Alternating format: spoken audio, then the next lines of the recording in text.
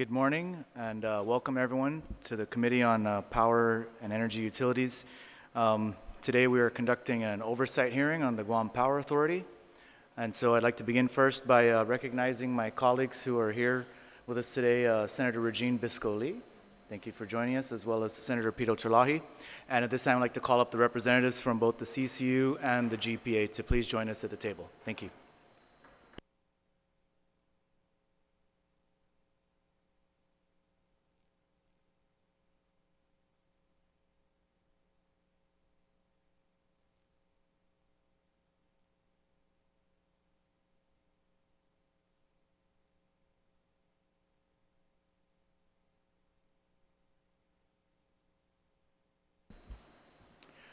All right, good morning. And just for the record, if the three of you present at the table could introduce yourselves and your titles for the record. Good morning, Senator Ridgell and members of the committee. My name is Joey Duenas. I'm the chairman for the Consolidated Commission on Utilities. Good morning, Chairman and Senators. My name is John Beneventi, General Manager for Guam Power Authority. Good morning. I'm Joyce Sayama. I work for the Executive Office of Guam Power Authority. Morning. All right, so thank you for joining us today. I'd like to begin. I know you guys do have a presentation you'd like to make, but I'd like to hold that presentation until after the questions. So I want to begin first with some questions following the agenda that we've set. So the first item on the agenda has to do with the pay raises that were awarded to some GPA employees. Now, my first question, I'm assuming that this would be more appropriate for the chairman of the CCU to answer. So the first question, of course, that a lot of members of the public have been concerned about, that has been a topic of discussion and concern within the community, is why the open government law was not followed when discussing the pay raises for GPA employees. Mr. Chairman, members of the committee, I have to tell you that I was never informed by any attorney that there was a provision that required that salaries and discussion on salaries be conducted only in open session. I just was never informed. So it just was something you weren't aware of that was in the law? It's something I was correct? not aware of, and nobody informed me, and until just this last incident, nobody ever wrote to us. The Attorney General never wrote to us. Nobody ever said anything to us. At least to me. Let me back up for a minute. I can't speak for each individual member of the commission, but I can tell you nobody informed me. And if somebody had informed me, I would have considered it my obligation to inform the other members of the commission as the chairman of the commission. So nobody informed me, and I never informed any other commission member either. Is this the first time you've discussed, the CCU has discussed pay raises in executive session, or has this been a practice or something that has happened in the past? This is something that has happened in the past, and again, I'm saying no attorney, nobody has ever said anything to me. I can't say what has been said to anybody else, but I can say that nobody said anything to me. And as the chairman, since I became chairman in January of 2015, I never said anything to the other commissioners because I didn't know. Okay. Before we continue, I'd like to welcome Speaker Tina Muñoz-Barnes. Thank you for joining us. So this is something that has happened in the past. So you're saying that there have been pay raises that have been discussed in executive session prior to this most recent one that's been the subject of debate? There have been people who have been hired and their pay was discussed in executive session when they were being hired. I think this goes all the way back to the creation of the CCU. So, and I'm only basing that on what I believe what I believe I know about the record. So as far as you know, this has been a practice of the CCU since its inception? I believe so. Senator, I wasn't there at the inception. My term started in January of 2009. In January of 2009, that's what I know, and that seemed to be the common practice. And no attorney ever stepped forward, either outside, inside, anywhere. By the way, Senator, also no legislative oversight hearing ever, or committee ever questioned us about it either. So it's your understanding that this has been a practice, at least since you've been a member of the CCU, and no one's ever mentioned anything about this being contrary to Guam law? That's correct. Nobody's ever pointed out the law to me or to anybody else. Now, however, the CCU is well aware of this law, correct? That's correct, Senator. And I might add that the commission at its meeting just this past Tuesday, in a special meeting, passed a resolution authorizing, or passed a motion authorizing the commission to go to court to ask the judge for declaratory, I don't know the exact term for it, but in other words, to kind of lay out the rules of the game, to clarify for us. When we are going to hire somebody, for example, according to my reading of the law, but I'd like the law interpreted by the court, because that's their job, rather than just saying, well, this lawyer says this lawyer says that. I think it would be prudent to ask the court to really interpret the law. So, for example, if we were to hire somebody, we would say, go through the interview process and interview all candidates in executive session. That, I believe, is proper. And we would then arrive at a candidate that we, the commission, believed was the candidate we wanted to hire, in which case, now that I know the law a little bit more, but I'd like the court to tell us, we would then not be able to talk money with that candidate. We would have to come out of executive session and, as a group, decide what we want to offer that candidate. And having decided on a number, then I, as the chairman, would take that number back to the candidate and say, this is the offer to you. At that point, the candidate would have the option of saying, I accept the offer, I reject the offer, or I have a counter offer. Now, if there's a counter offer, I would then have to take that back again to the commission in an open meeting and say, the candidate A, not identifying anybody, because there are privacy rights for employees or potential employees. Then I would have to take that counteroffer back to the commission and say, the candidate A has rejected our offer and has countered with this offer. Then we would discuss that.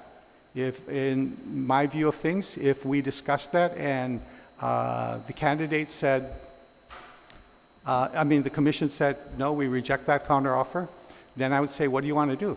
We want to move on to another candidate. Then we would stop there, go back into executive session to determine who the next candidate would be. Come out of the executive session and go back to the open session and determine, okay, what do we want to offer this candidate? And we would not publicly announce the candidate or the person until after there was an acceptance of the offer for the pay part. And that's when we would announce the candidate and the new hire. So that goes in line with what we believe now is the personal matters are confidential. The appointment, employment, and termination are all confidential matters. So we do evaluations in executive session because sometimes the evaluations are not just to raise pay, but they are for disciplinary, for what you call progressive discipline. So those things, employees have a right to privacy, and we would not make those things known. So the portion we violated was the portion on the discussion during the executive session of the pay. Correct. So what you're saying is you're looking for clarity with regards to hiring practices and negotiation of salary. And also evaluations. And evaluations. Because I think one of the ways I look at it, I would like the court to validate my thought, but this is just my thought, is that in an evaluation, we would evaluate the people and evaluate them as to below average and above average. And then we would come out of the executive session and we would say a name, general manager of GPA. Okay, we've reviewed him. what is the wish of the commission? Then somebody would say, I want to do this. I want to do that. Discussion would occur in the open session. And once we agreed on the open session, that would be the change in pay, the pay adjustment that would occur. All right, so speaking of that, along those lines, I know there were some FOIA requests made for the copy of Yes. the minutes, and I Yes. believe in your last meeting, you guys agreed to release those minutes, is that The correct? commission adopted a motion to release the record of the meeting, and we're sorting through that right now. What's being sorted through? If Any you look- redactions being made? No. I think the motion was to release the entire record of the meeting, but if you read the law, Senator, and believe me, I've never read the law so much as I have in the past few weeks. The law is quite specific, and even for the legislature, for example, a meeting must be recorded, and the record of that is that recording of the meeting. There's no transcription. If you are meeting in executive session for either litigation or potential litigation, then there's a requirement that at that meeting there be a court reporter, and the court reporter must promptly, after that meeting, transcribe the minutes of that meeting. So there is now a transcribed record of the meeting. And that's only for litigation or pending litigation or proposed litigation. So therefore, what happens is, at that meeting, there would be a transcript and at some point, that transcript would be admissible to court. In all other meetings, all that's done is a recording of the meeting, and that tape is in the open section of the meeting. It's just given out to whoever requests a copy of it. And in this case, in the executive session, under the law, I believe, my interpretation is that it is not disclosable with regards to the appointment, employment, and termination. Other than that, everything else is releasable.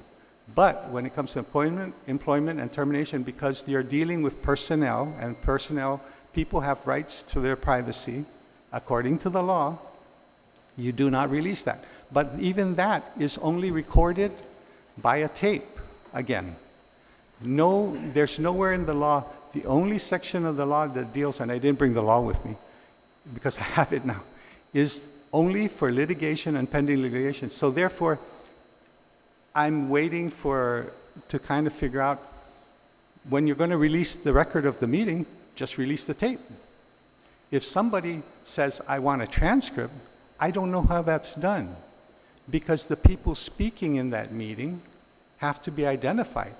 Who's going to identify that?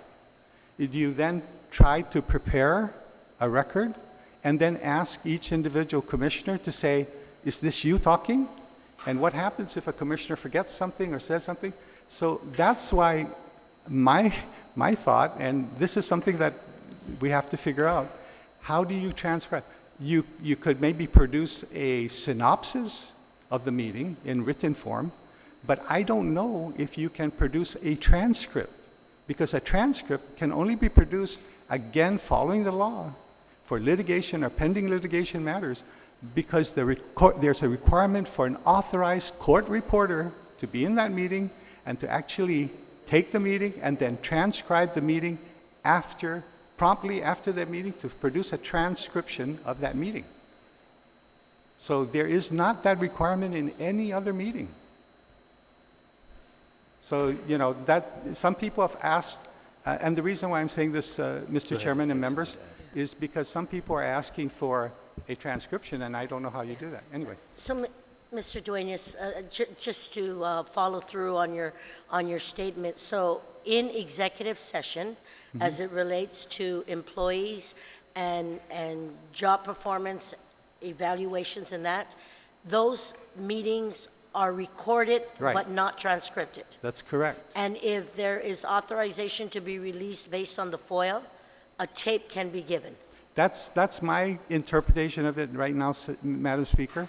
And that's why I said we want to go to court, for the court to really clarify all those things. Because according to my reading of the law and my, Interpretation. my interpretation, and I'm not a lawyer, is the fact that in all the laws, there is only in litigation, only in this That's one right. section where it says there must be an authorized court reporter, and promptly after the meeting, there must be a transcription of the report of the meeting. Only in that, and I didn't bring the law with me. I don't remember. It's section 8.111, I think C. I have to go look for it. I understand. I just wanted to make that clarification Yeah. clear. So even all meetings, I would ask, that's my reading of the law. Okay, now with regards to the raises that were approved in that, that were discussed in that executive session, why did the CCU believe those managers deserved those raises? Senator, we believe those managers deserve the pay that they get and the raises that they got and all the adjustments that they got because of the performance of the people and also because of the job that they're doing.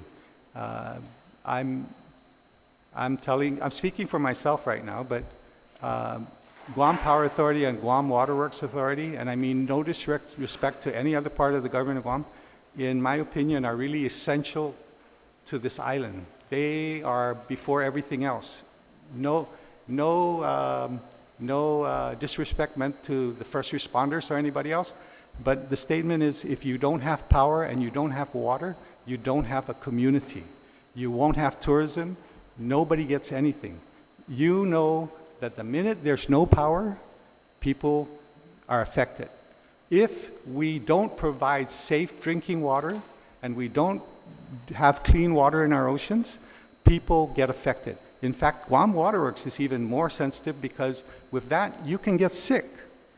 With GPA, if something happens, you can get killed. If a line drops down, if something happens, people can die.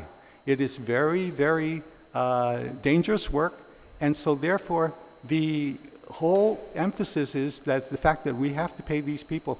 In fact, the legislature recognized this, and we were the first, GPA and GWA were the first to be authorized to do what they call CTP, Certified Technical Professional, and the legislature said you may raise their pay, and we in resolution adopted that.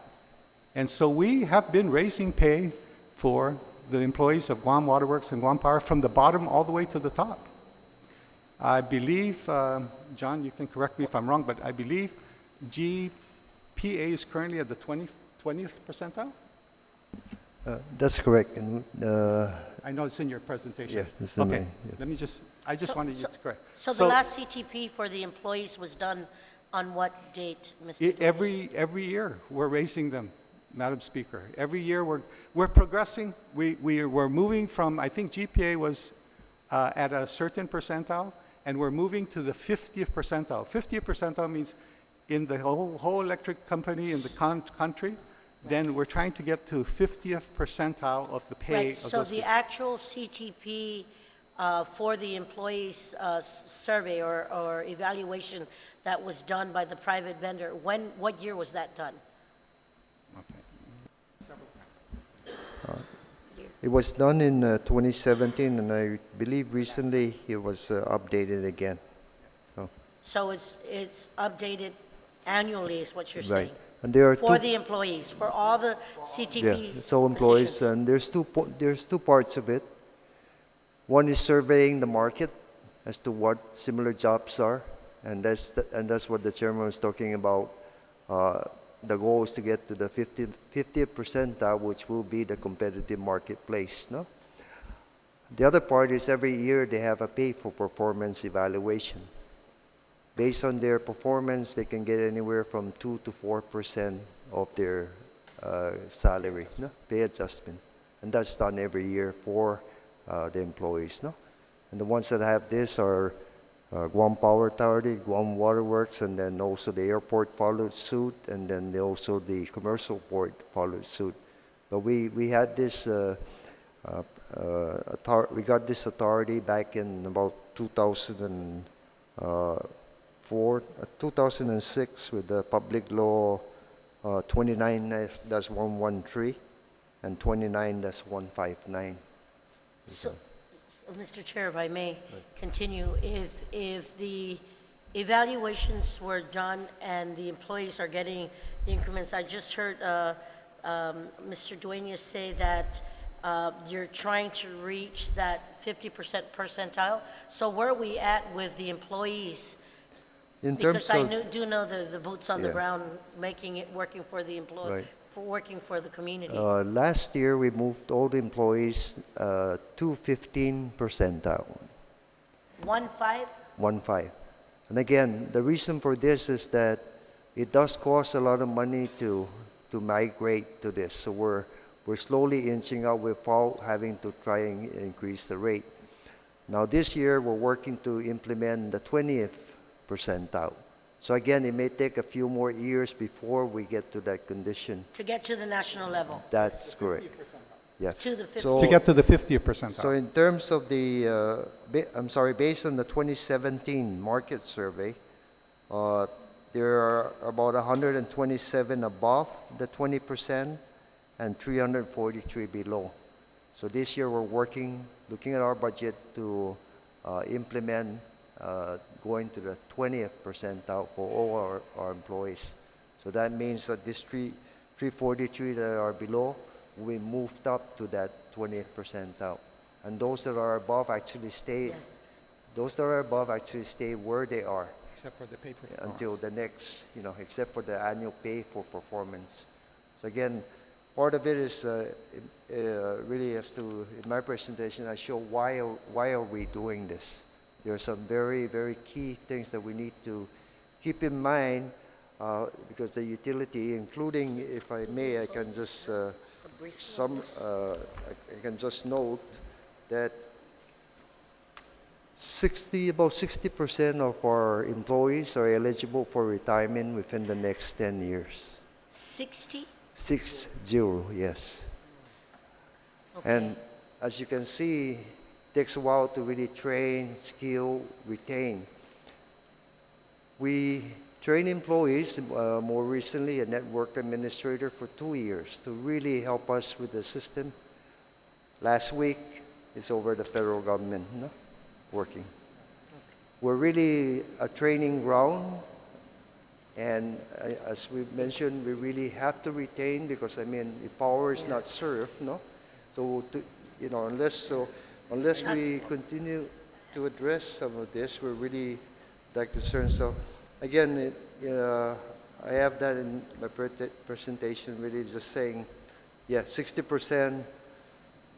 We have to attract and retain employees, otherwise our utility is going to go backwards. So maybe the next question, Mr. B, I know there's a follow-up by one of my colleagues, but on the information, maybe to the employees, has there been an updated briefing on how the process of where their status is going to be? Have you taken the time to brief the employees as a section, as a division, or as a whole, so that they can better clarify what's literally going on and that they're not Yes. forgotten? Maybe that's where we need to start. Yes, thank you, Madam Speaker.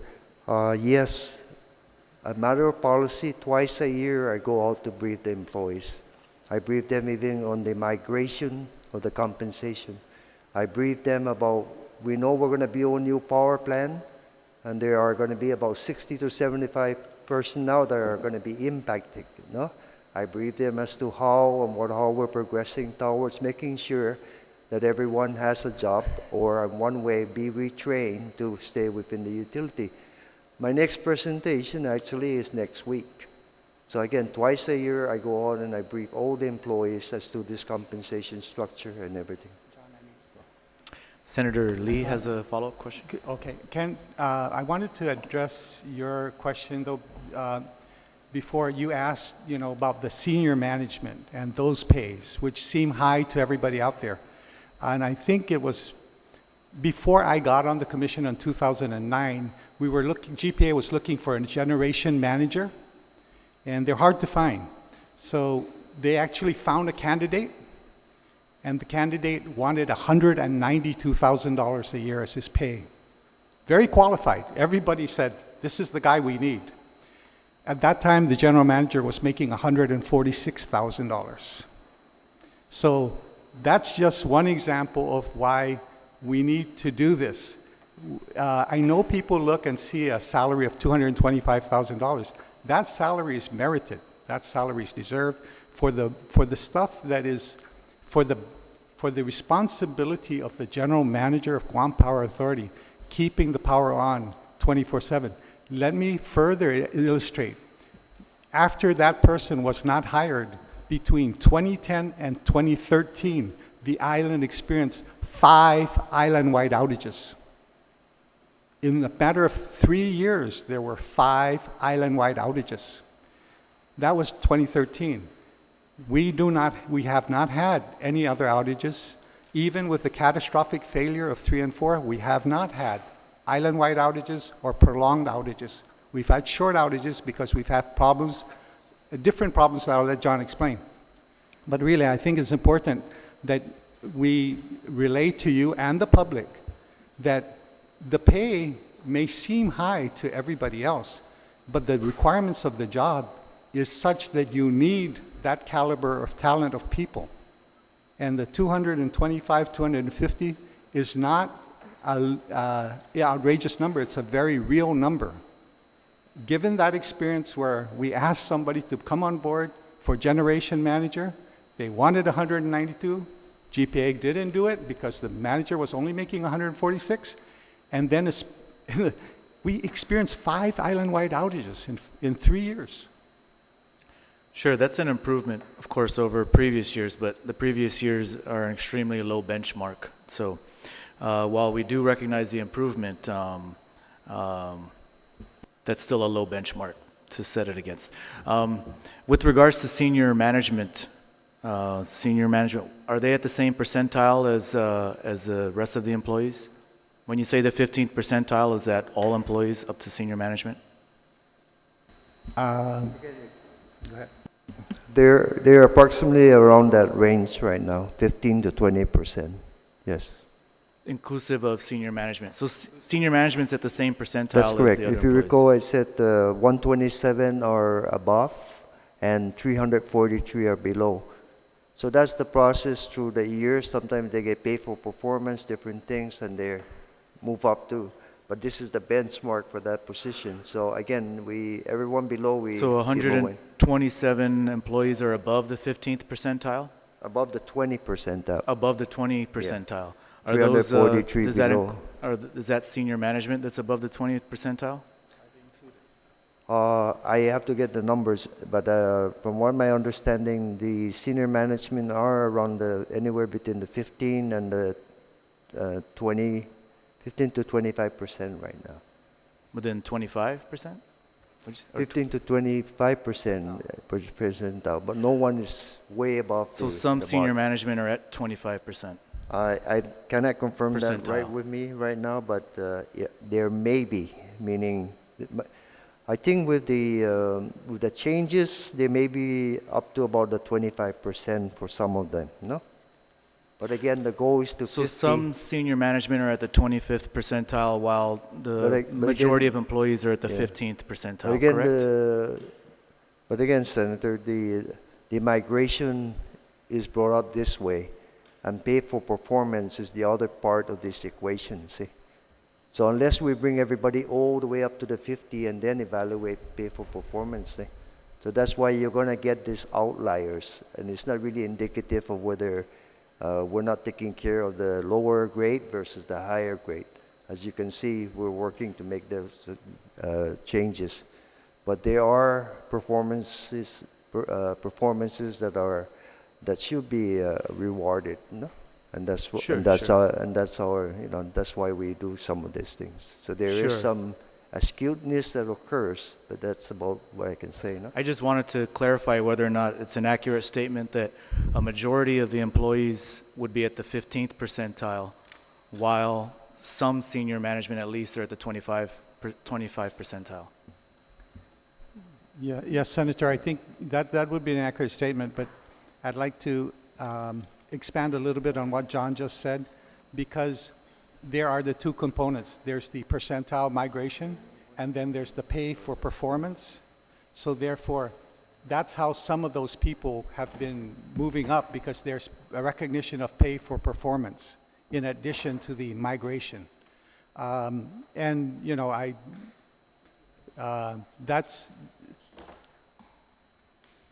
you're correct, though. So what kind of message do you think it sends to a majority of the employees who are at the 15th percentile while certain senior level management are at the 25th percentile? I think it tells them that we're all going to move to that 25 to the 50th percentile. We want to get there. And we want to get there Just without... senior management's moving first. No, it depends on the need to attract and retain talent, Senator. So sometimes for the senior management positions, it's harder to attract those people. Let me give you an example. If you're looking for linemen, they may be easier to find linemen or to train them, but to find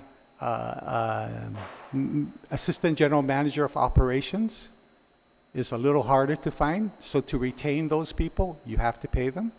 So to find managers of technical, like chief of managers of engineering, you have to retain those people. So you can't say that everybody is the same. There are some positions that are critical more because their skill sets are a little bit different. Another area, for example, is what we call Power System Control Center. Power System Control Center is a hard area to fill. So you may be trying to get more people in, spend a little bit more money to get people in. Back, I think in 2012, there were 2 people from Guam, you know, people who were part of Guam, who left to the States. They were trained by, I don't know if it's PG&E or Southern Edison, but they were trained in California. And they indicated to GPA that they would like to come home. And GPA was overjoyed and said, wow, yes, we really need people like this. They would be a benefit to us. And their skill sets and training, they were senior in their positions. They would be able to now train others who we would be bringing in and moving up the line. We could not offer them enough to come. They did not come. And they wanted to. And they're from Guam. And they wanted to return to Guam. When we made an offer, they did not accept our offer. So therefore, you're right. Some people are going to be higher because if we're trying to attract special talent, you know, then you're going to have to pay a little bit more. There is that difference. Senator Lee, you have some questions? Thank you, Mr. Chair, and thank you very much, Chairman Duenas and Mr. Benavente, for joining us this morning.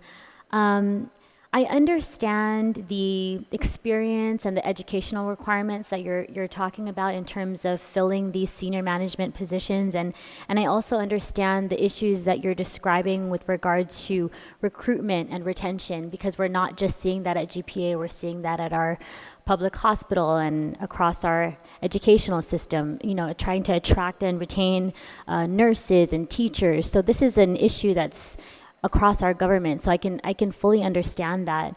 But I did want to ask a clarifying question with regard to the percentile that you were noting. Is it 15.15 or 50.50, 50th percentile?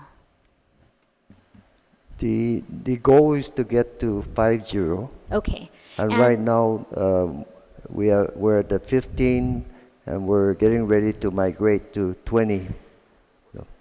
So you're working on moving up. One of the questions that I had in terms of the 50th percentile, when you're looking at the listing, what are the sizes of the populations that are served by the power entities in that 50th percentile? Are we looking at small rural communities that are similar in size and power generation to ours, or are we looking at large cities like Chicago or Atlanta, Seattle? We hired a consultant to take a look at similar positions and work. So he established that, and then that survey is updated. I don't know specifically where or what are the key components of it, but it does recognize different sizes and all of that. Mr. Beneventi, if you could provide that to the Yes, committee, we- I think that'll just yeah. give us a better understanding of this survey, and we could take a look at it and just try to get a better understanding of what you're describing. Because Right. I just have so many questions with regard to, we want to make sure that we're comparing apples to apples here. I agree, Senator, and I appreciate that. And I will provide that. If I just may make one other additional observation, though, if you will, it's very natural to try to relate everyone based on size, no? But let's talk about a utility. In the States, you have many utilities, no? Not all of them generate power. Not all of them transmit or distribute. Some of them just do distribution, no? So that's one component that has to be looked at. And when you're looking and comparing all salaries, that's not always all noted at the same time. That's one I part. understand, Mr. No, Beneventi, but the second part you're the one that's bringing the comparison to us, and so we Yeah. just want to make sure that we Yep. evaluate. I understand Guam has unique challenges, especially with our weather issues that we have here, and the fact that we're so far removed from That's everything. correct. We have everything. We need to bring everything in. I understand that, but you're bringing this to us, and you're saying this is our reasoning, and so we just need to be able to take a look at that reasoning and Okay. evaluate it a little bit. Okay, thank you, Senator. Because the issue is, you're correct. You mentioned it. We're thousands of miles away from anybody. There's no connection to any grid, no. So thank you. Thank you, Senator Lee. Chairman Duenas, you had mentioned about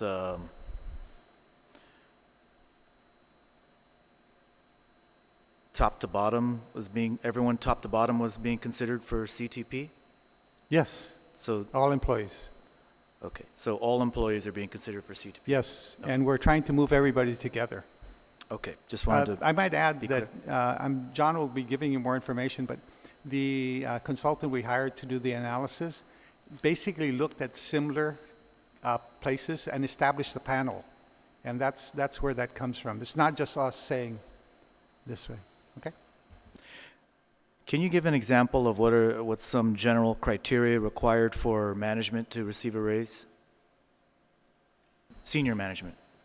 Okay, so it for us, it depends on the value of the job. In other words, every job has a value. So the value for a general manager, in my opinion, and this has not been adopted by the CCU, is for the general manager of GPA and GWA, my value is in the 225 to 250 range. And then you look at the performance of the person. So the value of the job may be $225,000. If the incumbent is not producing that, then you may say, we're not going to pay him $225,000. But if the incumbent is doing a really good job, then you're going to pay him more. And when I say really good job, I would say that you look at his performance in light of improving the utility and how we're going forward. And GPA and GWA both are utilities that are heavy into planning and implementation of plans. So we look back at how does GPA function? GPA established, for example, an integrated resource plan, which talks about new generation, the advent of renewable energy. How does all of that work? So senior management, the general manager and his top senior managers are charged with getting us there. The point is, as we go forward, we are actually ahead of most communities. I will compare us to Honolulu, for example.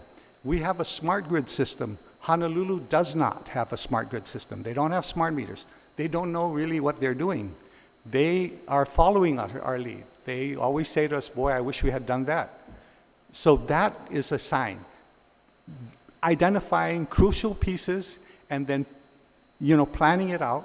GPA continues to plan to build new power generation. Why? Because they need to do that. So when you look at that, as you look at that and you say, wow, we're really doing a really good job, you have to acknowledge the work of the senior managers.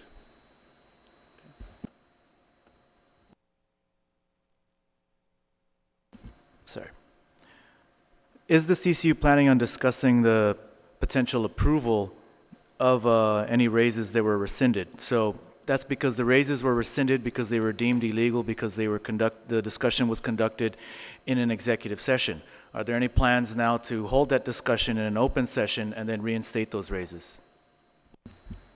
Senator, I don't think the CCU has any plans right now, but I would state to you that I, and I believe the other commissioners, would state that the action we took was a good action. The process was where we went wrong. And as the chairman, I take full responsibility. I should have chaired the meeting better and should have known the law, and I didn't. I'm learning.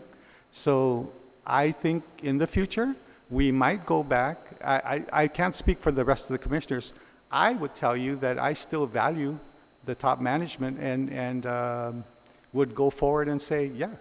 Now, there's a lot of different things that we take into account, and all the things that we took into account haven't changed. The fact that we are on our way to improving the system. Let me tell you, let me be blunt. With GPA specifically, GPA has cut the number of employees that it needs by using technology. Everybody always says you should use technology and be more efficient, be more productive. GPA, when I started in 2009 and today, is 60 employees less than when I came in 2009. There are 60 employees less. And that's why we're able to make these moves without any increase. The last base rate increase we had was in 2010. The LYAC is a different matter, which John will explain to you later. But the base rate has not increased since 2013. So it's been going on 6 years since we've increased any base rate. But we are actually cutting. A good example is the smart grid that we put in, the smart meters. We had a section that was meter readers, and I think there are 9 or 11. John, do you remember? Yeah, more than that, meter readers who would go out and read all the meters. That doesn't exist anymore. And I'm here to tell you, you can actually reduce your staff and actually lay somebody off. What John did as a manager is he tried to offer those people, he said, there are other openings in GPA which you have to go and you can compete for if you want to keep working for GPA. We don't have that job anymore of meter readers, so you have to see if you can fit in somewhere else. You have to compete for it. We had one employee who chose not to apply for anything, just thought he should just be given a job. And that employee no longer works for the Guam Power Authority. And that's an example of the government can reduce its employees. The government of Guam can terminate people, not for cause, but because there's no job for that anymore. And that's what we did. So since you brought up the smart meters, I know the smart meters for GWA have been defective, a number of them, so they've required replacement. Are there any defective smart meters in the Power Authority system? Go ahead. Yes, there are. And we've been working with the manufacturer to address that under warranty. Secondly, smart meters is new technology. With any new technology, there's an evolution that occurs in cleaning it out, making it better, getting all the kinks out. Case in point, another new technology is energy storage batteries. It's going to take a few years before all of the kinks are taken out of it. So with the smart meters we receive, they have a capacitor there that really under direct heat cause the capacitor to leak, causing some issues. Meaning the issue is that it doesn't record what your consumption you're consuming, but it's not recording it. So we've been in the process of identifying those and changing them out as they occur. For the power system? For the power system. Power meters? Yeah. So again, that's about what... how many, what's the percentage you think of power smart meters that are defective? It's about 12,000 out of the 50,000 that we have found. 12,000? Yep. So Almost half? yes. So again, they have identified those. Sorry, not half. 12,000 out of 50, you said? 50, 50. 50, yeah. okay. Yeah.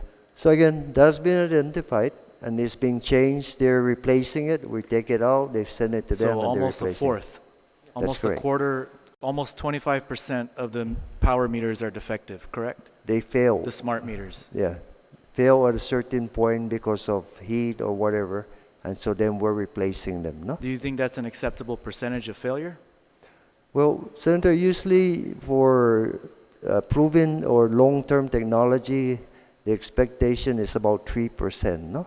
So yes, 3% failure, no? But again, smart meters, like I said, This is 25% failure. but again, Senator, like I said, smart meters are new and evolving. So that is not unreasonable to, Sure, in but my if mind. I was to buy a yeah. product and 25% of the product I purchased was defective, I think that's a pretty bad rate of But Senator, you won't know defective that. product. You may buy a new product like an iPhone now, right? Sure. But then None of my iPhones were defective. no, but you don't know whether it's defective. But then 3 years later, you find out all those batteries were exploding or whatever, right? None of my iPhone batteries. No. But again, trying to give similar analogy, you know. So therefore, what they have to do, they replace the batteries, no.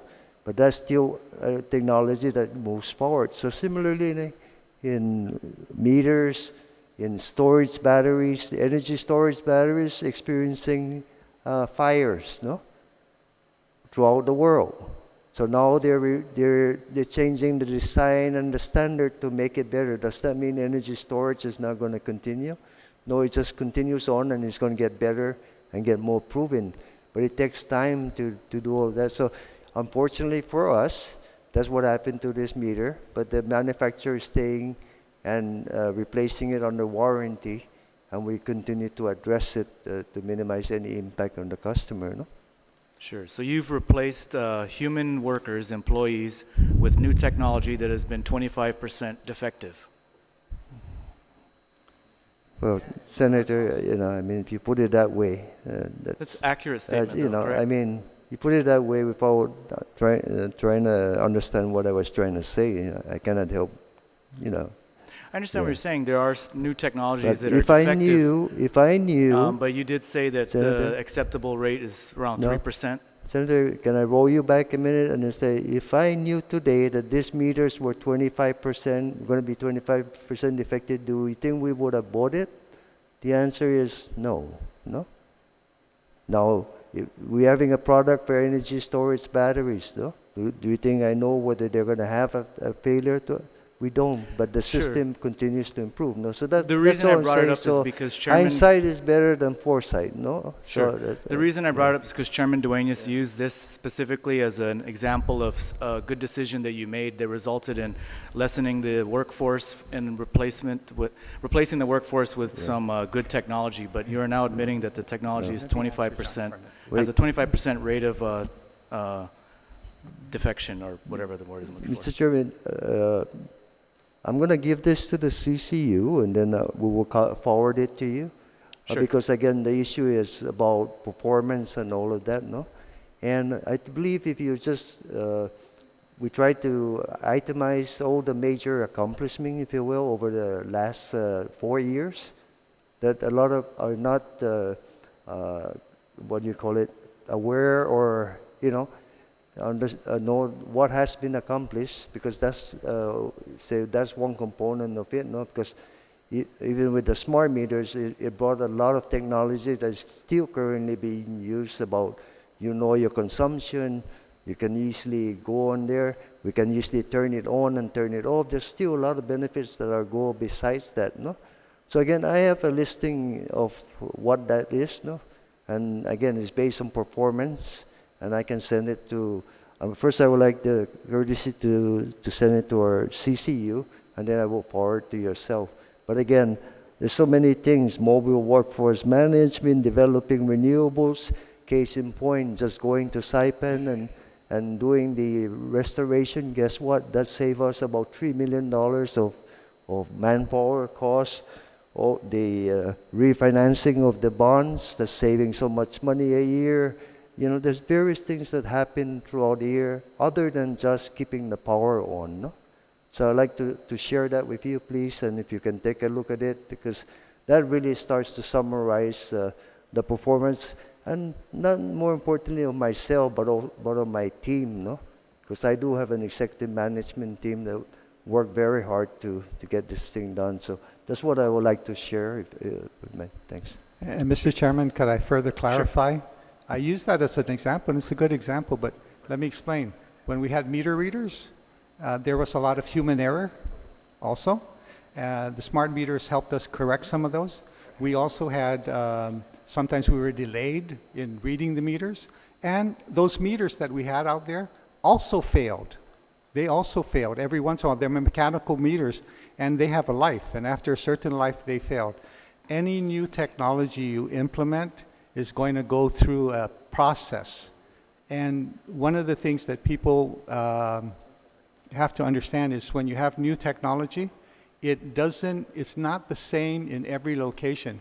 Guam's environment is different than it is in, say, Arizona, where it's dry. It's hot, but it's dry. We have humidity. We have salt air, a lot more salt air in our air. So there are all these things that we go through. You have to move forward, though, because the smart meters are required in order to work with renewable energy. If you don't have the smart meters, you can't track. For example, a rooftop solar person, you can't track the energy he brings in and the energy he puts out. Something has to track that. The mechanical meters were only one way. It just spins and it moves a dial, and that all it says is this is what went in. If something goes out, it should turn it back, maybe, maybe not. And that's why we went to a smart meter system. So there are a lot of reasons that we do this. It wasn't just to cut people, but I was using that as an example where when we make an improvement and we realize that we no longer need a specific group of people, we try to give them every opportunity to stay within the system, as we said, because we find if there's a vacancy that's created, we try and see if we can fit them in. But they have to apply, they have to try, they have to qualify like everybody else. And if they make a choice not to do that, then they will be out of a job, that's all. Sure. I'm all for technology. I support using new technology and smart technology, provided that the failure rate is not as high as what you guys have just said. I mean, you said 25%. If I buy new technology and 25% of the new technology that I buy doesn't work, that's not a good rate. Senator, I think what we'll do is let us try and see, because this is not unique to Guam. Smart meters have failed everywhere else too. In this rollout of technology, you're having all these little bumps and these little things. We are not unique. You can't say Guam Power, wow, 25%. Some other areas are even worse, because as they rolled out the technology, they had to do certain things, and their systems weren't quite compatible. So there's a lot of different moving parts that go into new technology. It's not a simple thing, you just plug it in. Using iPhones, for example, saying, oh, I got a new iPhone, that's fine. But that's not the same as what we're doing, because there's a lot of different moving parts. So the failure was over a period of 7 years, no? The life is about 15 to 20. So you are going to expect that the meters are going to have to be replaced in 15 to 20 years. So in half the time, 25%, which is, higher than what really should be. But it's still, the expectation is about 3% per year. So that's why, even though it's at 12,000, I forgot, I was just assisted here in saying that this is really a failure over the 7 years. No? Okay. So with regards to the smart grid, right, and the smart meter system, I remember in the beginning, and forgive me, I may not be aware of this, but I remember in the beginning, it was touted as a way so that residents could be able to track their power usage in real time. Is that currently available? Yes, that's correct. Everyone is real time so that they can again manage their consumption, to control their costs if possible, and so real. And again, the other things is all the other functions, turning on, turning off, and getting historical data of your consumption for years. All of that, you can go online and watch your bills. That's all available. So if you sign up you have to fill out something, right? You sign up for the program, and then you're able to track your consumption in real time? Yes, myenergy.com. Just get on the line and your number and your password, and you Thank you. If my colleagues have any other questions with regards to raises? Just a couple of items. Joey and John, and I would like you to pass this on to the members of the board and the employees, because for the most part, the general public is in agreement with the services that you do. And I just want to thank you all for giving us that service. And like I said, the general public is in agreement with the services, the outstanding jobs that you guys are doing. One thing that I wanted to bring up is several months ago, we had this layoff of some of the employees. And I was thinking, did we take care of those employees? Yes, Senator. This is the process we went to. First, we transferred some employees so that they can relearn certain skills, no? And then, unfortunately, after 2 or 3 years, there was some concern by them, and they filed with the Civil Service Commission. So Civil Service Commission said, we should go through this process of layoff to be able to effectuate that.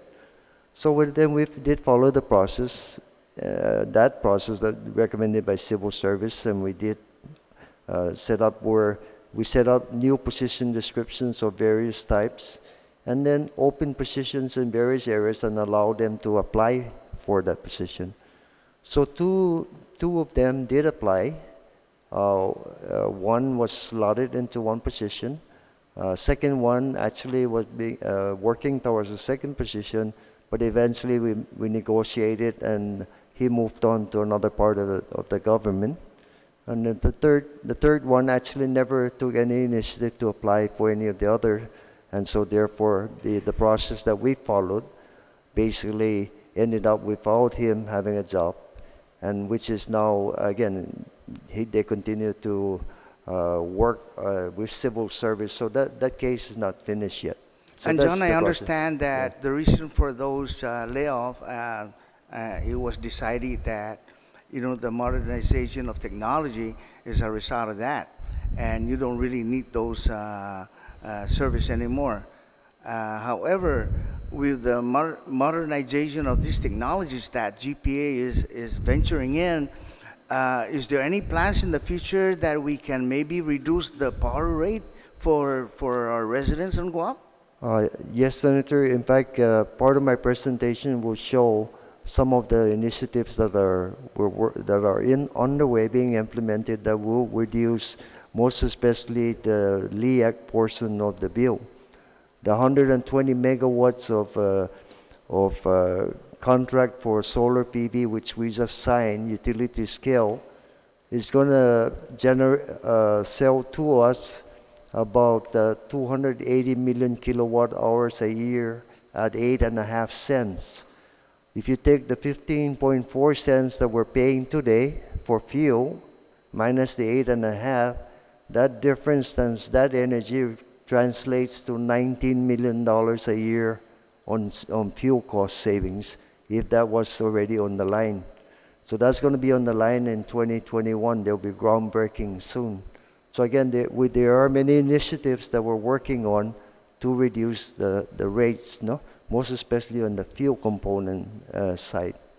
Thank you, John. What about the... Senator, could I just add a clarification? I love John, but it's not to reduce the rates. It's to reduce the bill. In other words, what we're trying to reduce is the LYAC portion. In other words, when you have solar power coming in, what are you reducing? You're reducing the need to burn oil. And that will translate to a lower bill for our customers, not necessarily a lower rate. The base rate that John needs for transmission, distribution, for office staff, for everything else, that one we're not going to reduce, but we're not increasing either. We have no plans to increase that. And Joy, I would think that with the solar system that is happening today, don't you think that GP is losing money out of that? No, Senator, actually, John, no. What we're embarking on is utility scale solar, which is what is being embarked on in Kauai, for example. And if we do this, we can cut the cost and thus cut the bill to our ratepayers. So, solar is not, let me give you an example. The first solar project that was completed was down in Luzon. That's about 25 megawatts. That's currently 19 cents a kilowatt hour. That's what we're paying those people. The 120 megawatts that we are bringing in is already a contract we signed, 8.5 cents per kilowatt hour. So therefore, when you take a look at that, and as we drop the price, as we get these better contracts and drop the price, then we'll be able to spend less money buying oil. And if we spend less money buying oil, then the costs go down and the bill will go down, not the rate. The bill will go down. Okay? So that's what, I just need to clarify that. There's not the intention of lowering the rate, but there's the intention of lowering the bill people get. But On technically, the- does that lower the fuel recovery surcharge rate? Yeah, Senator, what it does is it doesn't lower the fuel recovery surcharge rate. It lowers the amount we buy. So the price of the barrel of oil, we don't control. So the price of the oil could go up to $80, could go up $100, could come down to $50. What we're talking about is the volume of oil that we will buy. If we can lower the volume of the oil that we buy, then that lowers the amount of money that we spend. So that would then be a relief. Let me give you an example. John has a good slide on this, but if he looked back several years, and I think it's 2016, John, where you have the lowest amount for oil purchase, the 151. 150.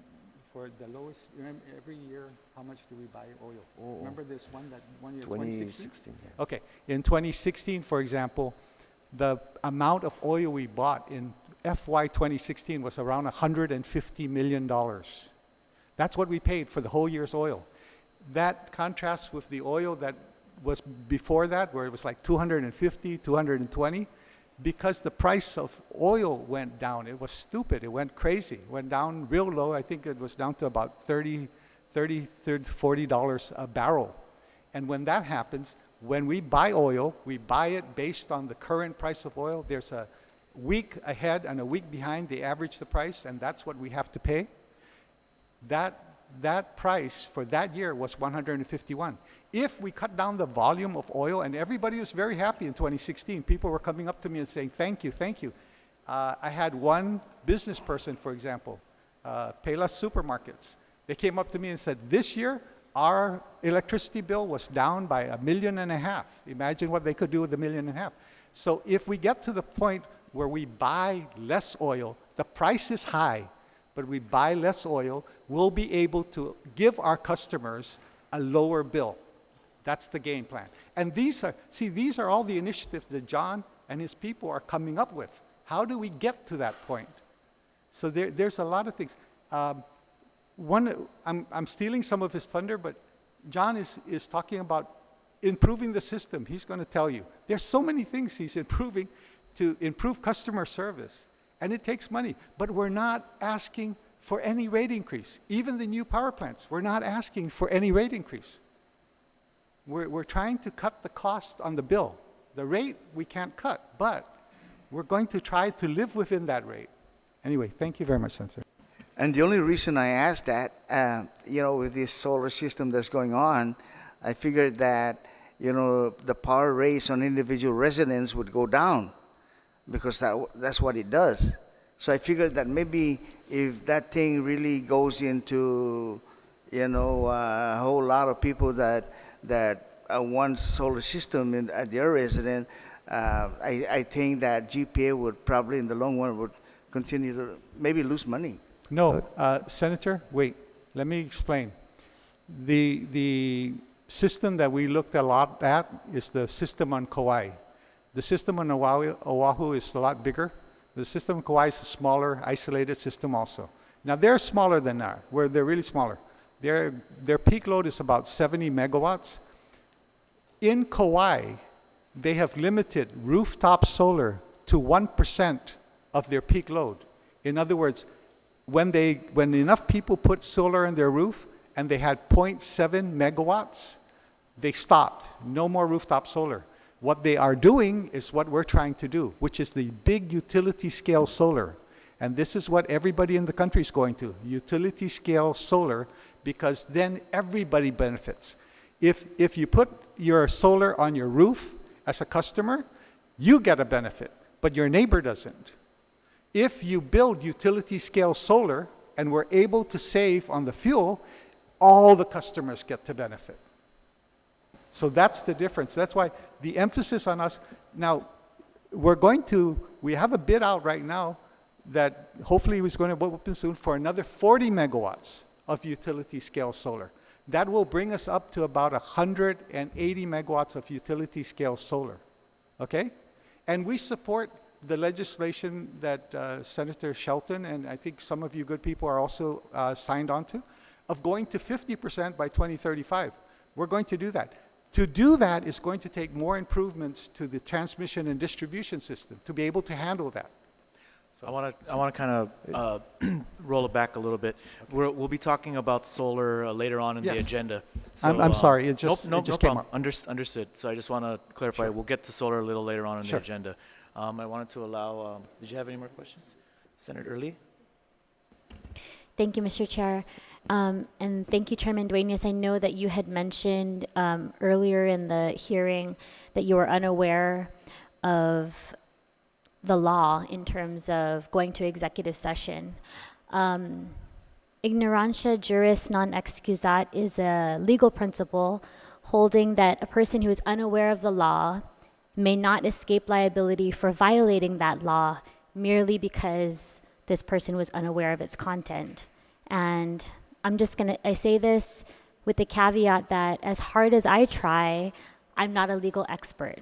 And I'm constantly reading and rereading and going back for legal interpretation. So my question to you gentlemen was legal counsel present at this executive session? Yes, ma'am. And the discussion surrounding the pay raises included a raise for that individual as well? Okay, let me clarify. When the discussion revolved around the pay raise for the legal counsels, they weren't in the room. They were out of the room. But pay raises for all the other individuals, legal counsel when we was were present. when we were discussing evaluations, and we made the mistake of also discussing the money, they were in the room.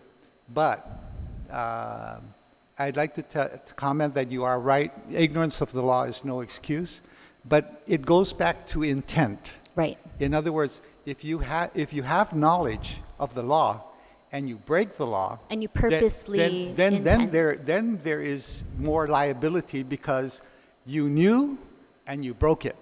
If you didn't know, and again, if nobody ever brought it up, what I'm saying is, not only did the CCU not know about it, but we've been in existence now since 2003.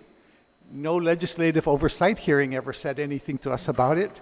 The Attorney General never questioned us and say, by the way, how are you doing this? Nobody ever brought this up. Nobody. So I will state for the record, nobody ever told me. I didn't know. Now that I know, it's a whole different ballgame. And that's why the CCU has asked for a court interpretation. You know, that's why it's important to go, because you folks write the law. The attorneys all have opinions on what that says. Every attorney will have an opinion on that, even the Attorney General, but they're all attorneys, as Commissioner Sanchez loves to say. But the court is the one that will interpret that law. So when they interpret the law, then that's clear. That's it. There's no disagreement. Well, our attorney said this, your attorney said that. No. And that's why the CCU took 3 actions recently in the meeting that we held. It was a special meeting, and it was recessed and resumed and recessed and resumed, and we posted a notice on the board, on the door, and we took 3 actions. We rescinded the pay raise and required that the money be paid back. They voted to release the record, and we voted to seek clarification and interpretation from the court, which I believe if you're looking at what liability do we have as a commissioner, then you have to say, well, what did you do prudently? What did you do once you found out? Well, if you move to correct the action, that's okay, that goes to your favor. If you say we need further clarification and you move to go and get legal clarification from the court, the interpretation, the final say, then that's prudent. So, in other words, it's a proof that you didn't know, and yes, you should have known, but you didn't know and nobody ever told you. But once you found out, you're immediately taking action to correct it. So, Thank you, Mr. Chairman. I think, it goes back to intent. I agree with you. And I think this is also a really great opportunity for all the boards and commissions and for all elected officials as well to just look at what has happened here and also the subsequent actions. I understand where you're going with this in terms of the movement to correct and the prudent steps that were taken after the fact. We often have issues on our side in terms of open government law and really making sure that we have strict adherence to that 5-day and the 48-hour notice. And sometimes that forces us to postpone certain hearings and business because we want to ensure that we are transparent in every step of the process. And that's because we know better. And that's because somebody there was an issue in the past and we all ended up learning. So I hope that's what the result of this situation will be for everyone. That is the position of the commission. That's where we would like to go. And that's why I'm repeating myself. That's why we are also asking for judicial interpretation. And you're right. What we get from the judge, what we get from the court in the interpretation is going to be good for the rest of the government because now everybody else will say, oh, that's the way you do it. They don't even have to say, Attorney General, what's your opinion? No, the court has interpreted the law. And so that's a good thing for the whole government. You're right. Thank you. But again, I reiterate, we're trying to correct, and I think if you see, we're being prudent as possible in trying to address this. Nobody's trying to hide. Thank you, Mr. Chair. Thank you, Senator Lee. So just to let me backtrack a little bit. There was the discussion with regards to the meters, the smart meters that some have been found to be defective. Those smart meters that are failing, is that resulting in any back billing, or will it result in back billing?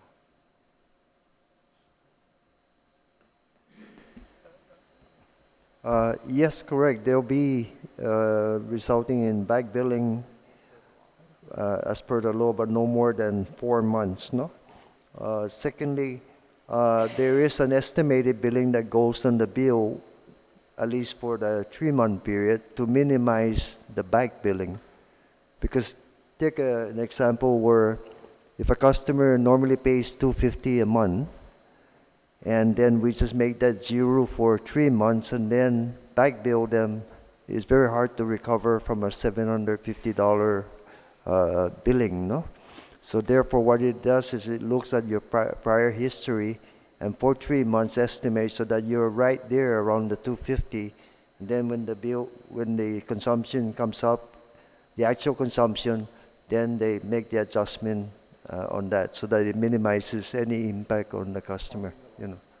So the back billing is 4 months, right? That's what you're allowed to back bill no up to more 4 than months. 4 months, yes. And then the back billing though, how is the rate?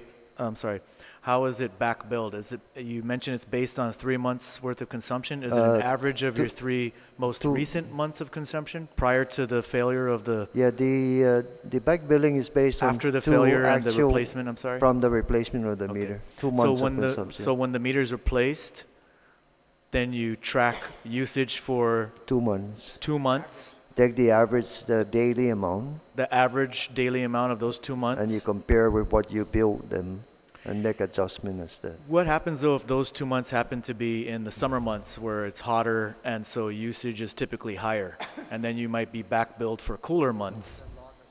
Yeah, it's not stated in the law or anything like that. Oh, that's all that we follow, no?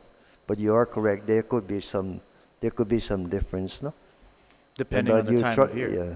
So you try to, again, That's just the way it's set up. Yeah. The law is currently written, says you do the 2 months average and then you back bill for that portion. If the law were going to be amended and say you have to take a 12-month average going backwards, maybe that might address some of the things. But we follow the law right now, and that's what it says. But that's something that you folks Okay. I think I look at. Interesting point. Thank Okay. you. So now just to wrap up this section on the pay raises, to be clear, of course, it's understood now what the law is with regards to discussing it in the public session. But you've maintained that you weren't aware of that, and we understand that. But I just want to be clear also that you stand by the decision for the raises, meaning not necessarily the mechanism by which the raises were discussed, but rather that the raises were warranted. Mr. Chairman, yes. The amount of pay that we want to pay our people is warranted. And I stand by that. I can't speak for the other commissioners, but I will tell you I stand by that. I will tell you that in the next 4 years, you will not believe the evolution of GPA and the benefits to the ratepayers. That's the goal. You're going to hear a lot from John if you want, or if you just want to look at this. We are going to continue to improve the system where we are looping the island with an underground transmission grid system to further protect. He's trying to put more systems in an underground and a hybrid. He's come up with all these different plans. He's done, pilot projects. He's done a pilot project. He's trying to do a pilot project with the mayors in terms of vegetation, because that's a real problem for us. And we've tried different things. So, based on the totality of where we're going, I would tell you, I believe in the raise. And, let me be clear for full clarity though. We were also informed that we're not allowed to give out bonuses. And so therefore, we gave John a bonus. That has to be repaid. If we go forward, we may increase his pay because we can't give him a bonus. So you may even give a larger raise than what was approved previously. Yes, and let me go back to what I said earlier. I believe that for the pay for the general managers of GPA and GWA, it's in the neighborhood of 225 to 250. We said if you're at 225, that's a good. So after 3 years or 4 years, I think after 4 years, we said we will give you a bonus. We won't increase your pay, but we'll give you a bonus for the 4-year period to recognize your performance. Okay. If we don't have that mechanism, which I now have learned we don't have, then the only way we can recognize that is to actually increase his pay again. And, that I don't know what else to tell you, Senator. That I want to be very clear, and that's why I brought it up. So we cannot give out bonuses. But if you're going to recognize somebody who is at where he should be, where the job should be, then you have to increase his pay. Okay. All right. I want to move on now to the second item on the agenda, which is the Cabras explosion update. So the very first question I have is, what has been determined to be the cause of the Cabras explosion? We hired the independent consultant to determine the root cause of that thing. And of course, that's even, and the result of that study was that the cause was inconclusive. They were saying it was part of the governor system area, control of the field, but there was too much damage to determine what actually happened. And again, even the governor was taken by the insurance company, was sent back so that they can do analysis further in it. And they didn't, we didn't know, but basically I don't think they came out with anything further. So again, that's the status of that thing. So the cause of the explosion hasn't been determined. Yeah, that's correct. It's inconclusive, yeah. It's inconclusive, and when we settled the claim, then that made the determination of the cause moot for us. In other words, we were claiming, and we were trying to say this Sure. I mean, That I don't understand. I mean, determination of the cause may be moot to you in your mind, but I don't think in the people's mind that the cause is a moot issue. The reason Mr. for Chairman, determining the cause yes, is to prevent except that prevent when- it from happening again. Except that when we settled the claim, we had to sign a non-disclosure statement. We negotiated in the settlement of the claim, when you reach a point where you say, this is the amount of money, and in our evaluation, we say, that is a sufficient amount, then what happens is, you settle the claim, you sign a non-disclosure. What GPA and the CCU were able to negotiate was a negotiation with the claimant, with the insurance company, that the settlement agreement could be released to the oversight chairman and the legislature, the speaker, the governor, and the PUC. In other words, the people who regulate us. So we were able to negotiate that clause into the contract, into the settlement agreement. And when we settled, we did provide the oversight chairman at that time, the speaker at that time, the governor, and the Public Utilities Commission with the settlement agreement. And that's when somebody asks us, we say, it's all in the settlement agreement. That's all we can talk about. Could you provide that to me? Sure. John, do you have it? Oh, I think he brought it with him for you. Okay. Goodbye.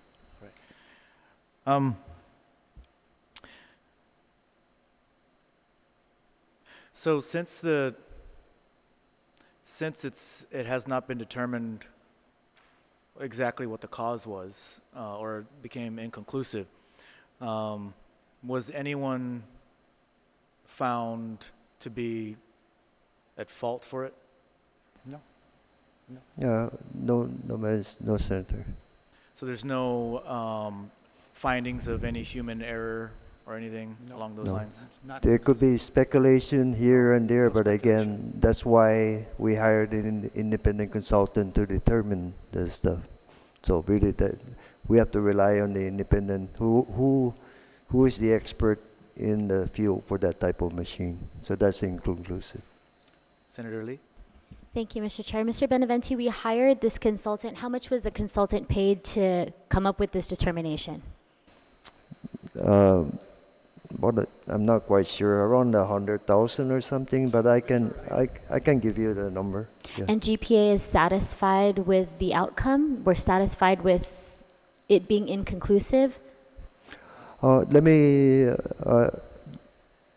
first of all, again, even ourselves, when we look at it, there was no way that we conclude. We could make some assumptions as to why things may have happened this way, and maybe there was some speculation by others that said maybe the operator should have done this and done that. Was But there again, a report?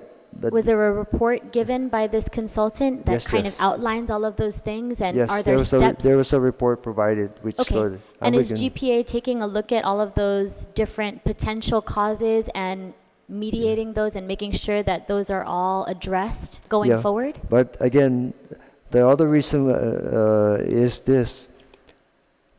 The only machines that are like that is Cabras 3. So therefore, it's really for us, if we were gonna bring back Cabras 3 and restore it, it was very important for us to understand what that root cause is. And even if it was inconclusive, we will look and make changes in the system to make sure that we took care, because again, for the safety of everyone. However, because we've decided to decommission Cabras 3 and 4, therefore the issue of whether we knew or so is really not important to us at this point in time. More important, because we have settled also with the insurance company, and there's no issue of back and forth for whether we should get paid or not. See, so all of those were settled out. So the insurance company was satisfied with GPA hiring this consultant with the conclusion that it was inconclusive, and the insurance company was satisfied. Senator, the insurance company agreed to settle with us for an amount of money that John will provide to you. And once they made that agreement, we have no further interest in what they want to do, or they can do whatever they want to do after that. And is our insurance coverage more costly today because of this initial incident? The first year after the explosion, while we're going through the process of claims and everything, it did go up about $2 million. And then last year, we went out and bid for a policy. And actually, the cost went down $2 million, which is about it's a little less than where we were before the explosion. So that kind of indicates that the insurance industry had faith enough in Guam Power Authority to give us a reasonable rate despite having that claim. So we're very fortunate that it happened that way. So it went up 2 for the first year and then dropped right down, and we have a 5-year insurance policy right about the rate, little below the rate what it was before, prior to the explosion. Thank you, Senator Lee. So how much money in total in insurance was paid out for the explosions? 125.8. And what will that money be used for?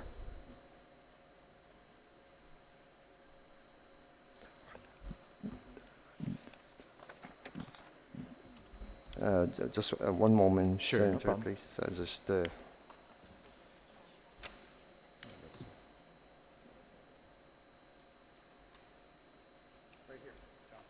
Yep.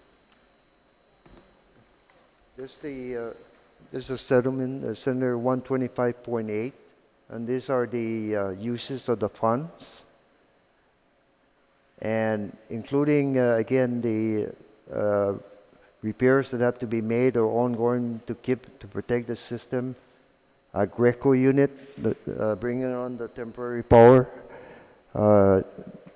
buying land for the new power plant, and all of it ended up to be at the end a net cash of about $73 million that we have today, which we are using for the new power plants. So in effect, really, the total here is almost $100 million of this is really being used for production. About $16 million for for the temporary 40 megawatt up in Jigo, which we are going to own at the end, and then the $73 million, the $83 million for the land, and the balance in the bank is all going towards the new power plant. And the original cost of the plan was $125. We used it for 20 years and all of that, so we basically got $125 back at the end. Okay, that sounds like a good settlement. Yeah, it worked out well, I think, because if you recall I'm sorry, not if you recall, but we were under US EPA where we have to convert that plan to make it comply. Right. It would have cost us money, and then it really would not have run out well, so we were thinking maybe we should decommission it.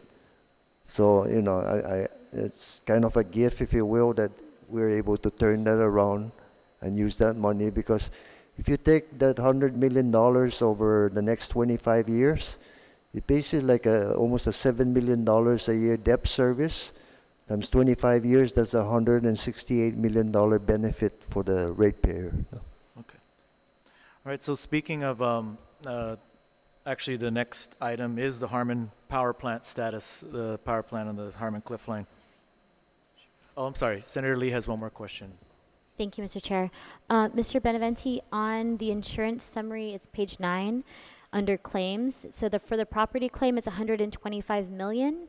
And then for the environmental claim, it's $884,342, correct? Correct. And then what follows are the expenditures. So we're finding expenditure for environmental cleanup at 1.163. Could you just give us additional detail on the environmental claim and then additional detail on the environmental cleanup? And was the amount of this environmental claim supposed to cover all of the environmental cleanup? Because it looks like we went over. There's a part of the insurance for the facility, and then we had another insurance for environmental cleanup. And that's what the settlement is on that 800. And so then this cost is of environmental cleanup around the plant and everything was a part of the main 125 million. See? I think if I could help you, Senator. Deductible. Basically, it is, when we looked at this, we looked at the total settlement number of $125,884,342. And we said, that's a good number. How they actually paid us, if they said, well, we're giving you so much for the environmental and we're giving you so much for your basic claim, we don't really distribute, that's not really material to us, it's the bottom line number. And then we spread it out. So, you know, I mean, when we got to the bottom line number and they said, that's the number, we said, okay. And by the way, I said in the very beginning when this happened that it would probably take us 2.5 years to settle the claim, and it took us 2.5 years. We actually got there. And that's the benefit of management. And I'd like to acknowledge Commissioner Francis Santos was the one that took the lead for the board, because the board stayed out, just had one commissioner, and his background is insurance, so he was very crucial in providing the lead and helping management. Okay, thanks. Anything? Thank you, Senator Lee. All right, so with the Harmon power plant, where are we at in the procurement process?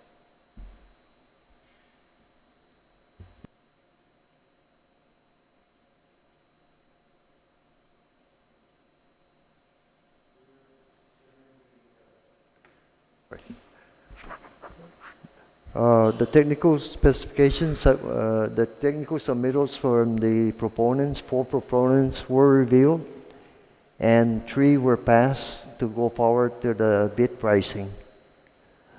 So from this schedule, you see that those 3 will have until May 31st to submit their prices, and there will be a public opening the following Monday. And then we will evaluate it, so that we are targeting somewhere in September to bring to the CCU and the PUC and a contract in place before the end of the year for the 180 megawatt. And how much is the total estimated cost for that plant? It's estimated to be 300 to 400 million.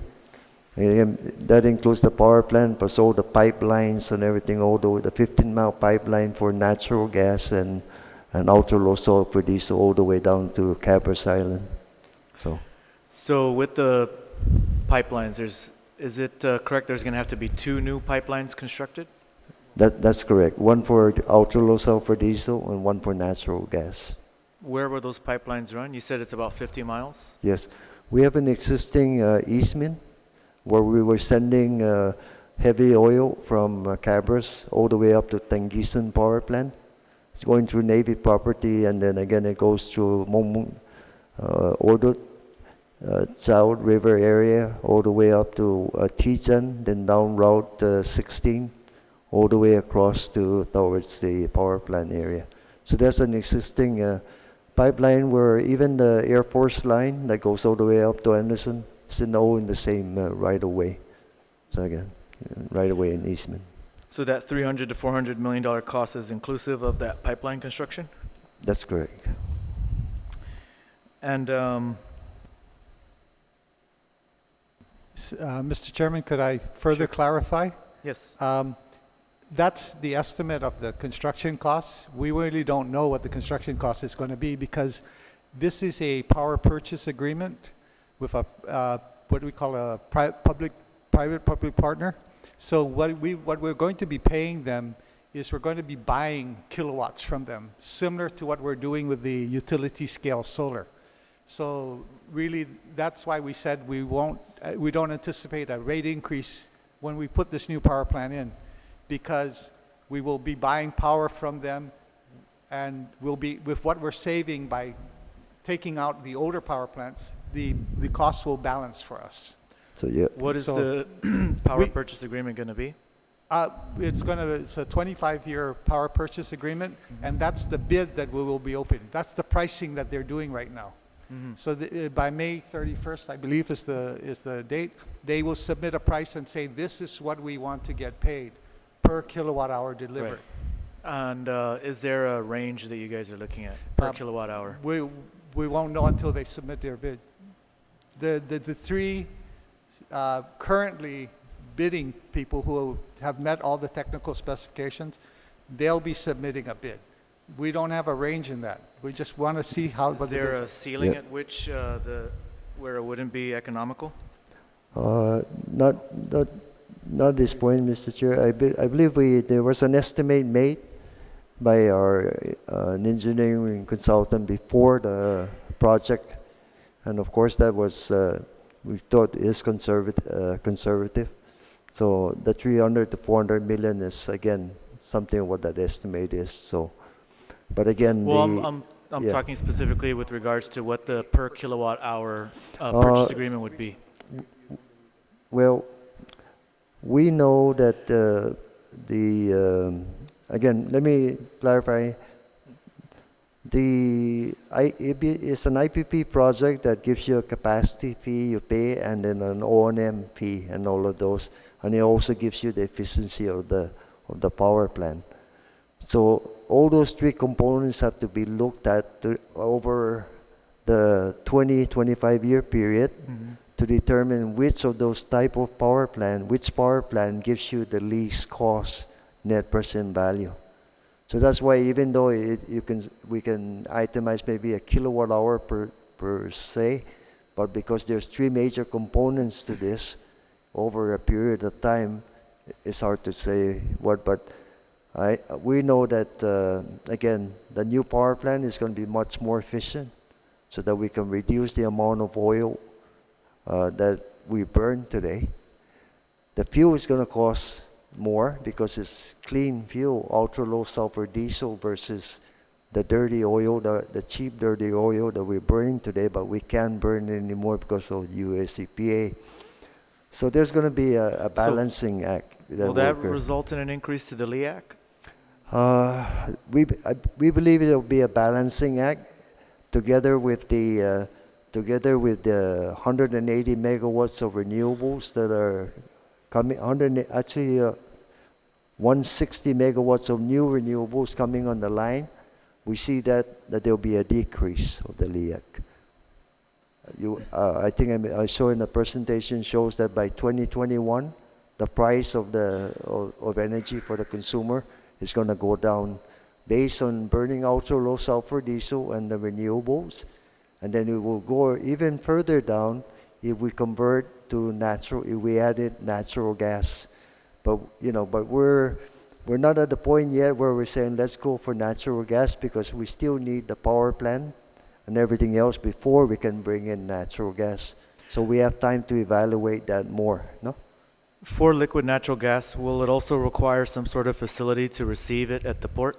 That's correct. You need what you call a floating storage and gasification facility. That's about another $200 million investment. However, so that's not included in the $300 to $400 million. However, the savings from just the fuel difference between natural gas and heavy and oil is going to more than pay for that. So I'm thinking my estimate is that we can put in natural gas and all of it, and the equivalent price per barrel, it will be somewhere around $55, $57 a barrel. So as long as oil is above that, natural gas is saving us money, no? And all that. So that's where, right now the oil price is 73. So if we had natural gas, we'll be saving that much more money. No? So with the so you would still have to do another RFP or something for that gasification facility? That's storage correct. and gasification facility? I'll need the CCU and PUC approval. Once I get that approval, then we'll go out for an independent power producer again, private partner. We're not that's not our expertise. Gas, first time here. So we need a team that will do similar to the power plant for the first 20 years operate, maintain, make sure it operates. And then after that, we can decide what other, type of operations would you take. But you basically be like they maintain ownership of that until the first 20 years, private-public partnership. Okay. But in the meantime, you are putting out to bid a combined cycle plant that would Correct. be, so in other words, the specs that are coming back would be to burn both, but you're not sure yet what the deal would be for the LNG section as far as receiving it at the port and building another facility to receive it and store it at the port. That's correct. But once you put if you just put in the machine for ultra low sulfur diesel, doesn't mean that machine could burn natural gas. That's why you have to specify it ahead of time that you Sure. want. So that's why we asked for both, because I don't think it's a matter, in my opinion, I don't think it's a matter of whether we will, but it's a matter of when we will. So you believe that you will eventually get liquid natural gas on Guam? I think the economic numbers are going to come right back and say that will be the best deal. My concern is just that if you're going to build a combined cycle unit, you have to be sure you're able to bring in the liquid natural gas. Otherwise, what's the purpose of building a combined cycle unit? You could just build a U.S. Low sulfur diesel.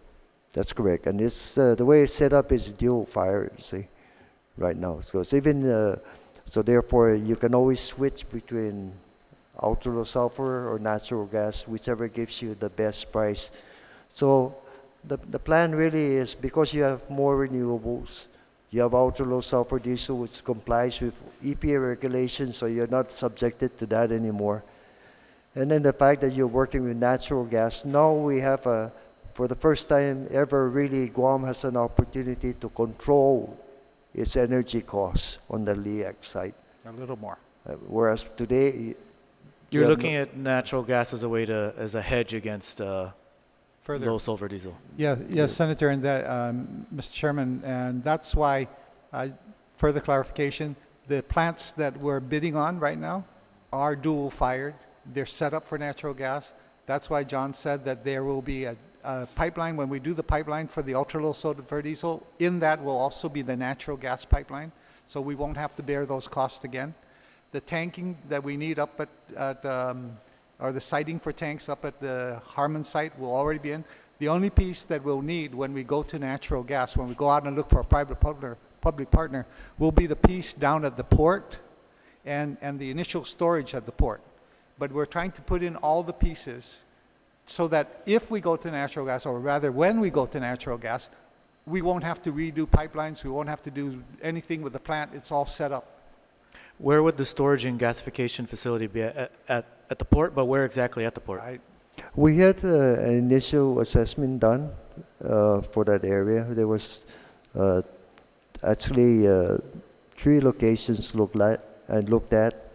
One really identified one of interest to us is the one furthest out and just towards the entrance of the breakwater. It's the entrance to Apple Harbor. But that's something that we're gonna go back now and have it reevaluated to make sure which may give us the better option today. So we did then make a preliminary assessment done. There was a study done. We can provide that to yourself too. And now we're gonna just need to update that because that study was done about 5-6 years ago. No? I am concerned about safety issues with regards to liquid natural gas, just natural gas in general. Do you guys have any concerns? I've looked up, there have been explosions in the past with natural gas and liquid natural gas, explosions along pipelines, explosions at the storage and gasification facilities that have been documented in other places, and with GPA's track record with explosions on LNG being more volatile than oil, it brings up concerns. And that's why, Mr. Chairman, this is going to be a partner we're bringing in. And the partners will be the one who has the most experience. It's not GPA. We're not running this facility. And the partner is the one that will ultimately pick whatever site they believe to be the best site with the best situation for whatever it is they need. So We won't do it until the partner can make us certain warranties and guarantees, and they have to be responsible Sure, for but it. the Cabras facility that exploded, that was being operated by a partner, correct? Yes, but they're different things. Managed by a partner, Managed by the operated by partner. our team. But- And then in this case, again, natural gas or gas is all over the United States and everywhere, right? Even to the homes now, which is again other opportunities down the road for us here. The homes to the hotels to reduce their costs from diesel to natural gas. But again, and there, yes, there have been explosions, but not many, and so again, those are issues that will really be addressed, Senator, because I can understand the concern about whether natural gas is, but again, there's pros and cons, natural gas versus diesel fuel, but we just have to make sure that everything is designed and the operators and everyone know what to do with it, no? Yeah, I found an article just from May of this year, a blast at a U.S. LNG site in Washington, unexplained blast at a liquefied natural gas facility in rural Washington state, injured workers, forced an evacuation, and raised alarm about a potentially large second explosion. So, I mean, that's just an example of something I just found from a quick Google search. Sure. So that's what brings up some of my concerns. Yep, and we will make sure that again we'll bring that up, relook at it, redo another study, make sure that we have time to get to that point. No? Senator Lee?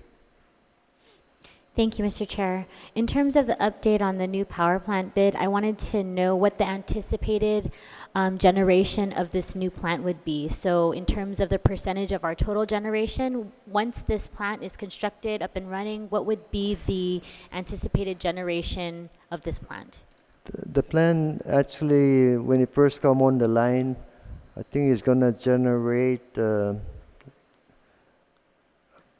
60% or more of our total energy. 60%. Yeah. The other part is going to be about 25% from renewables, 60% from this plan, and the balance from MEC 8 and 9 and the other generators in the system. So it'll be a combination of all that. I think in one way, there's one of the presentations, you'll see the curve. There's a curve of the percentage of a curve that shows what the production is going to be like in 2021. It's under renewables, yeah, almost there, son. There. So the green, that's what the new power plant is going to generate. And which page is that? I apologize. I just want to be able to follow along with mine. Yeah, this yellow is renewables. That is renewables. This is the other power plants, MEC 8 and 9. So you can see the new power plant, most efficient, is going to generate most of the power. Sorry, Mr. Beneventi, what page is that? I just want to make sure I can follow along. 31. 31.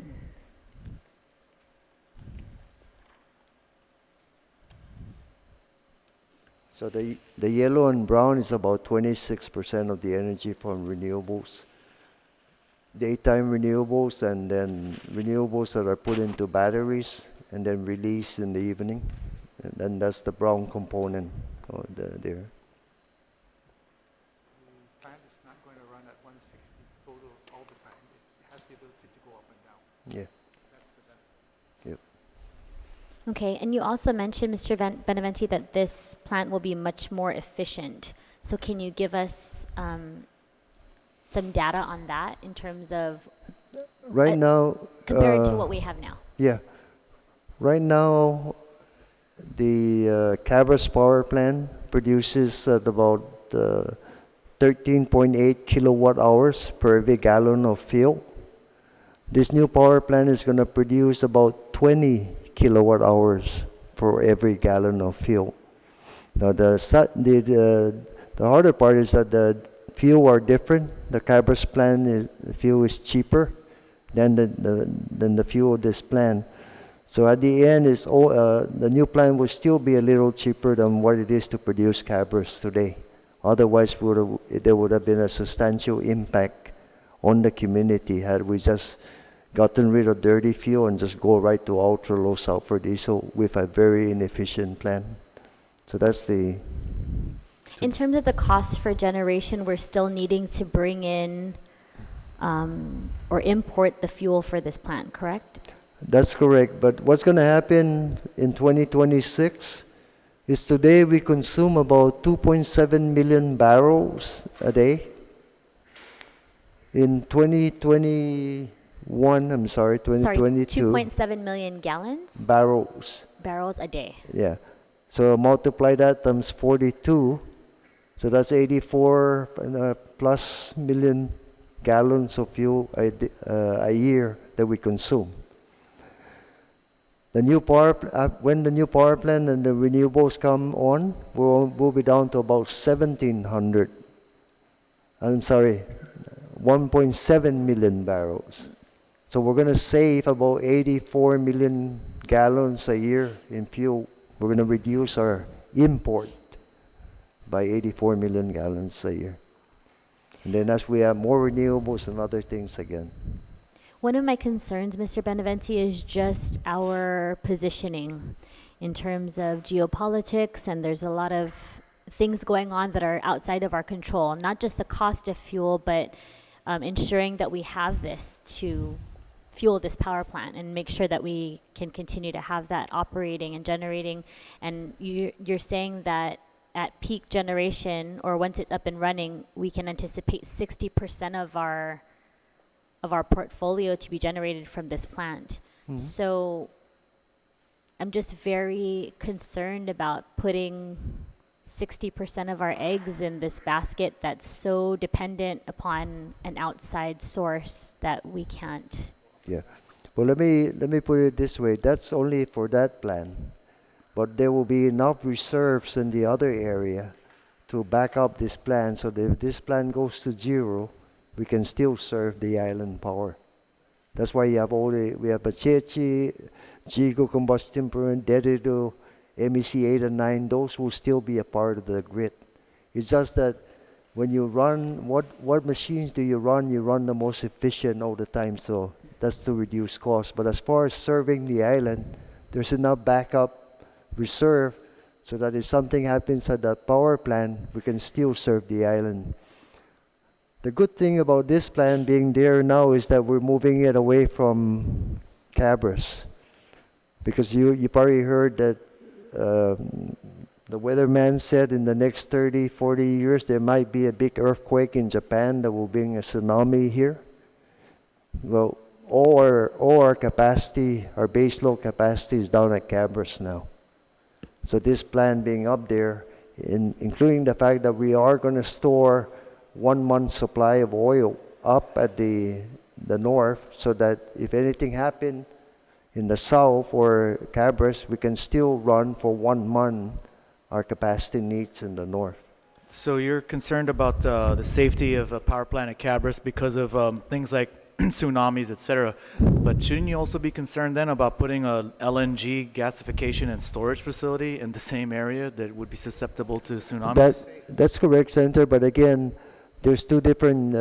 That's why we're going to have ultra low sulfur diesel and natural gas. No, so if you have a problem with natural gas, you can just continue the island economy with ultra low sulfur diesel. If there's a typhoon and everything, putting it on a barge, you're probably going to have to take it out of here and then burn ultra low sulfur diesel while there's a typhoon. And then when not, you bring it down back and you start saving money. You see? So that's the flexibility. Can you explain what you're talking about putting on a barge?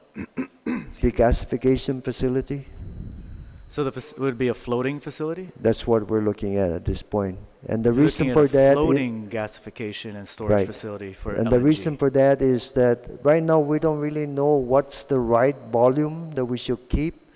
So if you're going to construct a storage for natural gas, you need to know how much you store, because you cannot really just expand it. You're going to have to rebuild another tank, no? So that's the thing. Sure. For the first 20 years or so, using a floating storage, and then having enough experience to determine what your longer term plan is from there. So that's kind of the plan right now. Are you Chairman. concerned about the safety of a floating storage facility and susceptibility to things like, a barge sinking? No, it's quite, it's not uncommon now, and of course we'll make sure that all of those are taken care of. And then secondly, whoever the proponent that we bring in, the partner, really still owns the plan until it's turned over. And therefore, if they're not able to supply, then we won't pay. See? So that's the independent power producer model, is that they have to have the insurance, they have to handle operation and maintenance, still own the power plant. And as long as it's not the end of the term, then that's their responsibility, see. So we're kind of protect ourselves similarly. And then at the end, we take ownership so that we don't get charged. We can reduce the cost at that point. And then with the combined cycle plant, so currently you're anticipating that you'll save on the amount of oil or ultra low sulfur diesel that's being purchased because it's a more efficient plant, correct? And so, but you're not sure what the power purchase agreement is going to be yet. So while the plant may be more efficient and saving more money because the construction and maintenance and operation of the plant is being folded into the overall cost, you actually don't know yet what the cost will be for producing power from that new plant. Well, first of all, we supply all the fuel, so we know that variable. So the power plant that's been bid out, each power plant, each unit is going to have its cost to construct and its operating efficiency. So the one that gives us the best efficiency and the lowest plant capacity is going to be the winner in the bid. So that will reduce our costs substantially. We have a minimum requirement of 45% thermal efficiency. So therefore, we're not just buying anything. And our plan today is only 40%, a little less than 40%, our most efficient plan today. So we're hoping this thing comes in between 45 and 50% thermal efficiency, which is very efficient, no? So that's Sure. how we're controlling that. I understand the efficiency. My concern is what power purchase agreement you'll be locked into and what the rate will be in cents per kilowatt hour, because that ultimately does affect rates. That's correct, and I expect that the type of capacity that is being brought in is cheaper than MEC 8 and 9 that we have now.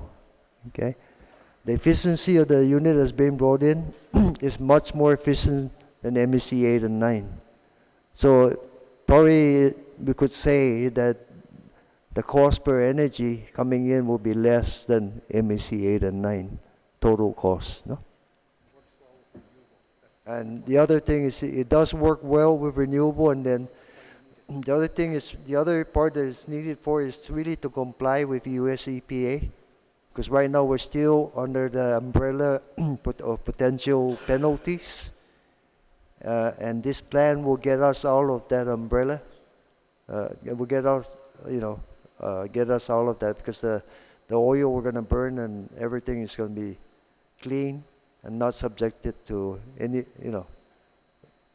Sure, I understand. Madam Speaker has a question. And Speaker. Sir, thank you, Mr. Chair. I would like to ask the panel, if I may, as we look at the 180 megawatt power plant, the additional power that we're going to need for the next years coming, have we looked at alternatives besides LNG and fuel power plants? Like, I'm just going to throw it out there, like wave power plants?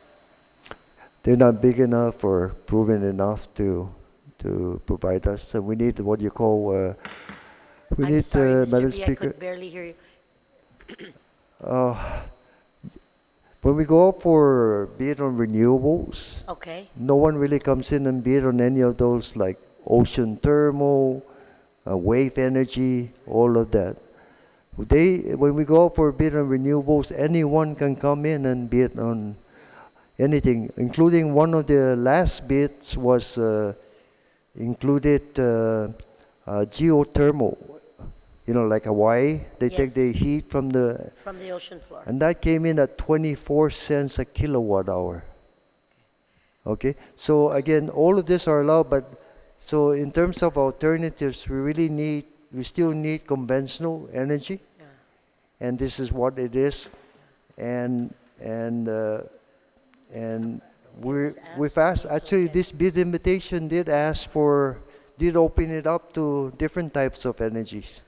Yes, But- so, yeah. so Mr. B, I just want you to know that just recently, there was a constituent who came in saying that there's opportunity to work closely with Guam in reference to the wave power plant, and then, of course, the beginnings of what this power plant could provide for Guam, and I guess the wattage that would be used, and then the amount that would be referred to the consumer would be at a very low rate. So Yeah. I'm just bringing it up as Yep. someone who doesn't know generation very, very well. It's come to play with me, and earlier when I asked about the wave power plant, you said it's not big enough, so maybe you can expound on that and Yes. tell me why, because the presentation that was given to me last week was like, give us the opportunity to work closely with the government, and that was the first thing I asked was, did you have an audience with the experts, which is Guam Power Authority? Yeah, and again, we'll be having future renewable bids, and they can bid also. We actually could also talk to them, but I'm not aware of anything big enough like that that will provide the conventional energy that's needed to maintain electricity on this island solidly for us, no? So we're always open to new technologies, but I haven't heard that one. You have not heard of that one yet? Madam Speaker. I will definitely make it a point, Mr. Chair, to Yeah, bring we can talk to them about that. this opportunity to GPA. Yeah, because we're open to renewables, and again, if you recall, there's a bill that the CCU, supported, which is to go from 25% to 50% renewable. So we're in the process of getting ready, and once the CCU approves our recommended plan, there'll be other bids that will be coming out for renewables. No? But the new power plant's got to come in place, and then these renewables will be coming in right after the power plant comes in place, because if it's all solar PV, we cannot handle any more of this, no, until the new power plant comes on the line. And I'd just like to add to that, Madam Speaker, Mr. Chairman, we are not aware of any proven technology in wave action anywhere in the world. The one I heard that had the best potential was in north of Scotland. They were testing a new facility. One of the biggest problems with wave technology is how do you account for the biological in the ocean, for example. So the one that I thought was promising, and it's still not economical, is one that was like a top. And if you remember as little kids, maybe you're too young, but you used to play with this thing where you would push and then the top would spin, and you would push it up and down, and the top would spin. It just to amuse yourself. And so what that thought was is when the ocean waves come in, it would raise the top, which would spin around and produce power as it spun around. And when it went out, it would spin around. Because all the other ones where they try and trap the wave going in, they have problems with the biologicals, with fish and everything else. There's a lot of problems in the road. So there's no wave action that I'd be interested in meeting these people, Senator, because Yes. I'm not aware anywhere in the world where somebody's jumping forward and saying, hey, we're going to do this. A So success, it's been, they've said they have proven technology, working in Where in Europe the world? and in New York and in Korea, and they have several plants in South Korea, and it's a 10-year data, compiled data of what they have that's safe and it doesn't have any side effects to the ocean. So We have not seen it. If they're, Have them come see I will us. definitely bring this Yeah. up, and I want to thank the chair, Mr. Chair, for at least giving me the opportunity to share it with you, because Sure. they just came to me last week, and We I haven't wanted to seen make them. sure They that haven't that. come to us. Thank you. All right, at this time, I'd like to take a 15-minute break so that people may use certain facilities, including myself. Thank you.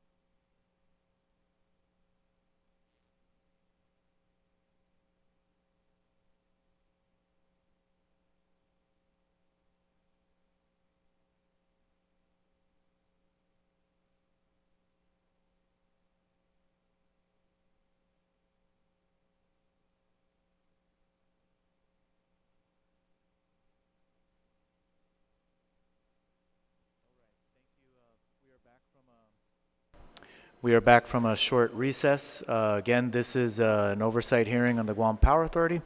Where we last left off, we were discussing the Harmon Cliffline area power plant that GPA is working on procuring at this time. Just to recap some of the things we spoke about with regards to that power plant, is that it's looking at 180 megawatts of power production. It will be a combined cycle unit that includes burning of ultra-low sulfur diesel as well as the potential to burn liquid natural gas. It will, however, require another facility for the storage and gasification of the liquid natural gas that's being looked at to be placed somewhere down at the port area. That facility's cost is somewhere around potentially $200 million, which is not inclusive of the $300 to $400 million cost of the power plant in the Harmon Cliffline area. In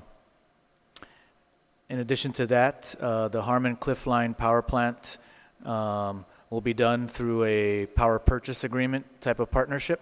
And GPA is not yet sure what the power purchase agreement will be. In other words, you're not sure exactly how much you'll be purchasing power from this power plant, at what rate per kilowatt hour. That's uncertain at this time, correct? That's correct, Mr. Chairman, because we haven't opened the bids. But once we have the bids, we'll know exactly what the numbers are Sure. for the purchase. But do you have, like, there wasn't any range put into the bid spec saying, like, you guys need to come within a certain range to make it economically feasible? No, we don't put a range in because what you want is you want the bidders to compete against one another. And so therefore you want them to look for, being the lowest bidder in town. And so they will really sharpen their pencils. If you put a range in, they'll say, okay, well, let's go in between here. If you don't put a range, and this is what happened with our renewable energy, we never put ranges in, and we're now down to 8.5 cents. Mhm. We anticipate that Which will is be great. coming down. Yeah. And we think it will only come down because, the panels are cheaper or whatever. That's the problem of the proposer, the partner. So we want to encourage the partner to try and shave every penny to, give us the best deal. So we don't have a range. Sure, but at least a ceiling, at which point it's no longer economically feasible. I would tell you that... Or a ceiling, because you guys have mentioned that you don't foresee this to cost an increase in rates, correct? Yes, and that was based on a lot of our initial studies on what it currently costs us to produce power. And so what it costs us is an X, and we don't have all the data, but is this, and we believe that with this, it's going to be lower than this. We're fairly confident it'll be lower. How much lower, we don't know. Should it not come in lower, what would GPA do? Well, GPA has lots of options. I mean, we could say that, I don't know. I don't want to speculate, Mr. Chairman, but we believe let me put it this way. There were a lot of people who stepped forward and wanted to bid. We narrowed the field down to 7, and it's further narrowed down to 3. So those people who we thought, okay, we're looking at the 3 best proponents to give us a price. Who are those 3? Go ahead. Well, there was 4 that entered the final phase, which is providing the technical proposals. That was Osaka Gas, Hanwha, KEPCO. Hanwha and KEPCO are out of Korea, Osaka, Japan. And then the last one is Wärtsilä out of Finland. So 3 of those 4 proponents have passed the technical proposal. I haven't announced yet which of the 4, but again, I'm not at liberty to do that yet until You said Hanwha and excuse me if I'm KEPCO. pronouncing it correctly, and KEPCO. KEPCO. Are those the same 2 that were awarded the solar projects? That's correct. So they also do combined cycle power plants in That's addition to correct. solar power generation? KEPCO is the GPA of South Korea. I see. Yeah.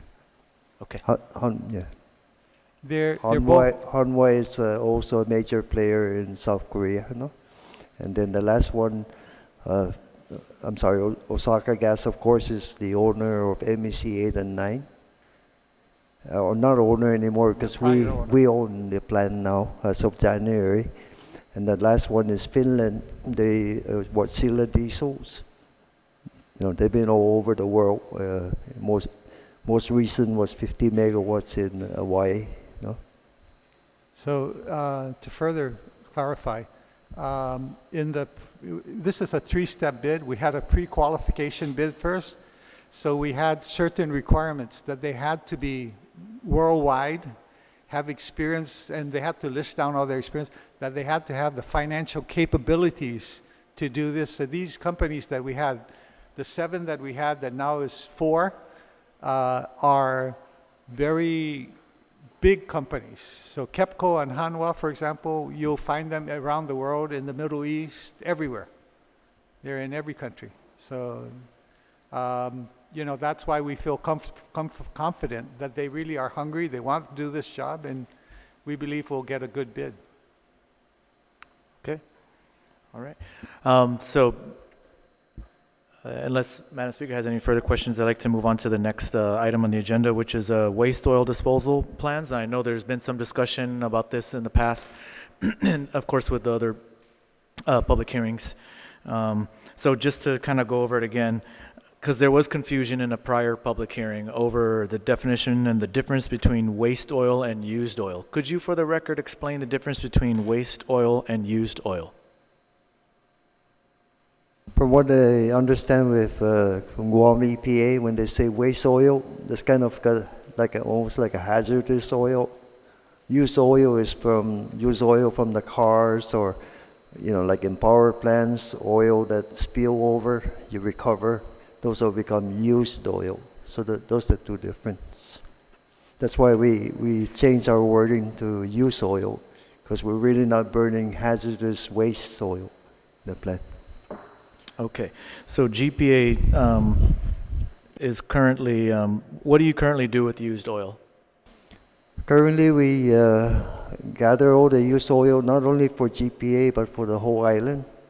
And we burn it in our steam turbine, steam boilers at the Cabras power plant, Cabras 1 and 2. Now the plants are 44 years old and will be retired once the new power plant is commissioned. So we're looking at around 2022, 2023, Cabras steam will be decommissioned, and therefore we don't have any other steam boilers after that. So therefore there has to be a different alternative, and that's what we're looking for. So once those two are retired, you won't have any place to burn the used oil, is that correct? That's correct. Used oil that is in the form that it is today, where they just pick it up. We test it for PCB, make sure that there's no hazardous waste in it, like hazardous material. Like most of the important part, making sure there's no PCB there, and then we burn it at the plant. Used oil could be processed. And if it is processed and acceptable, it can be burned in other type of machines, another like a combustion turbine, a diesel engine.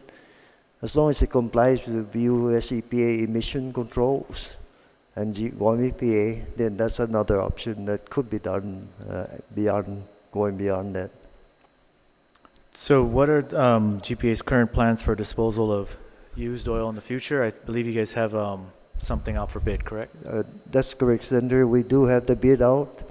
Actually, it was going to open, and then we extended the deadline.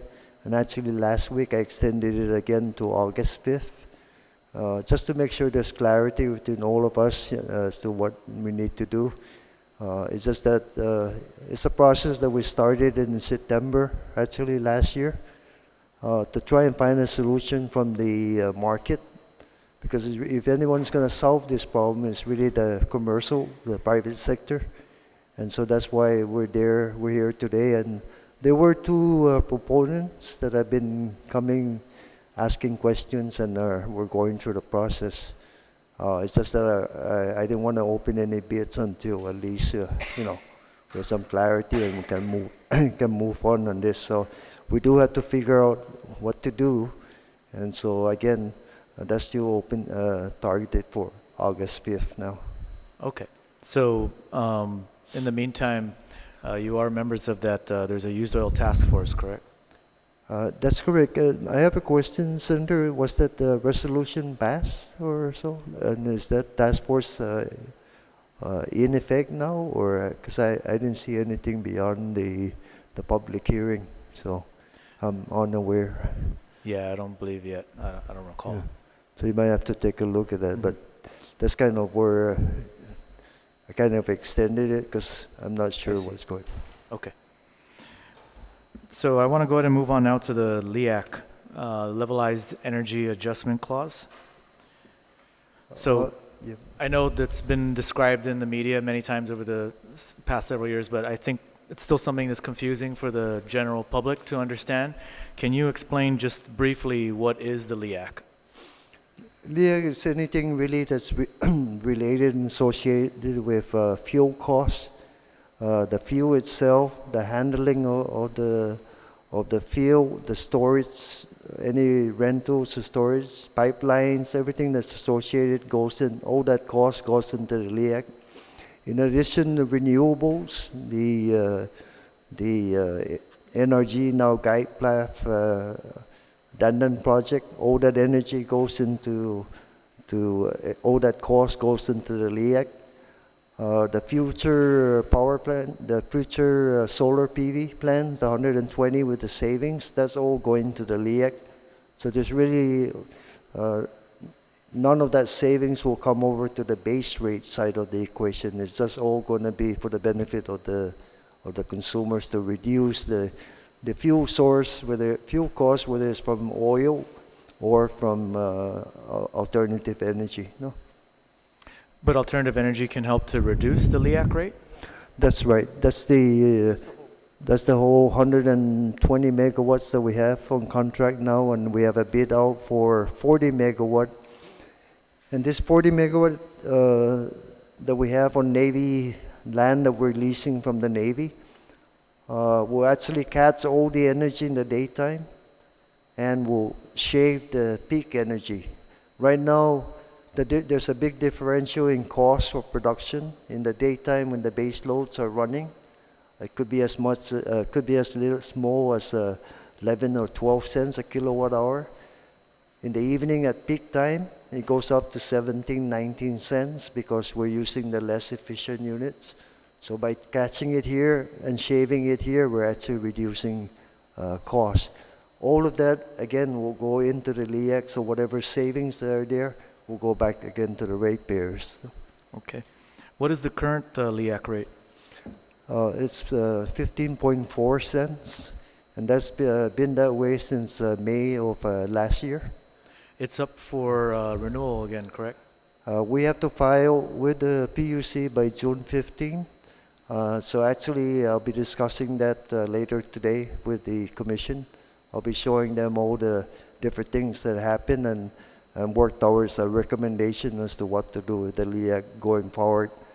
You know, and as we're all aware, oil recently again has been on the rise and been fluctuation.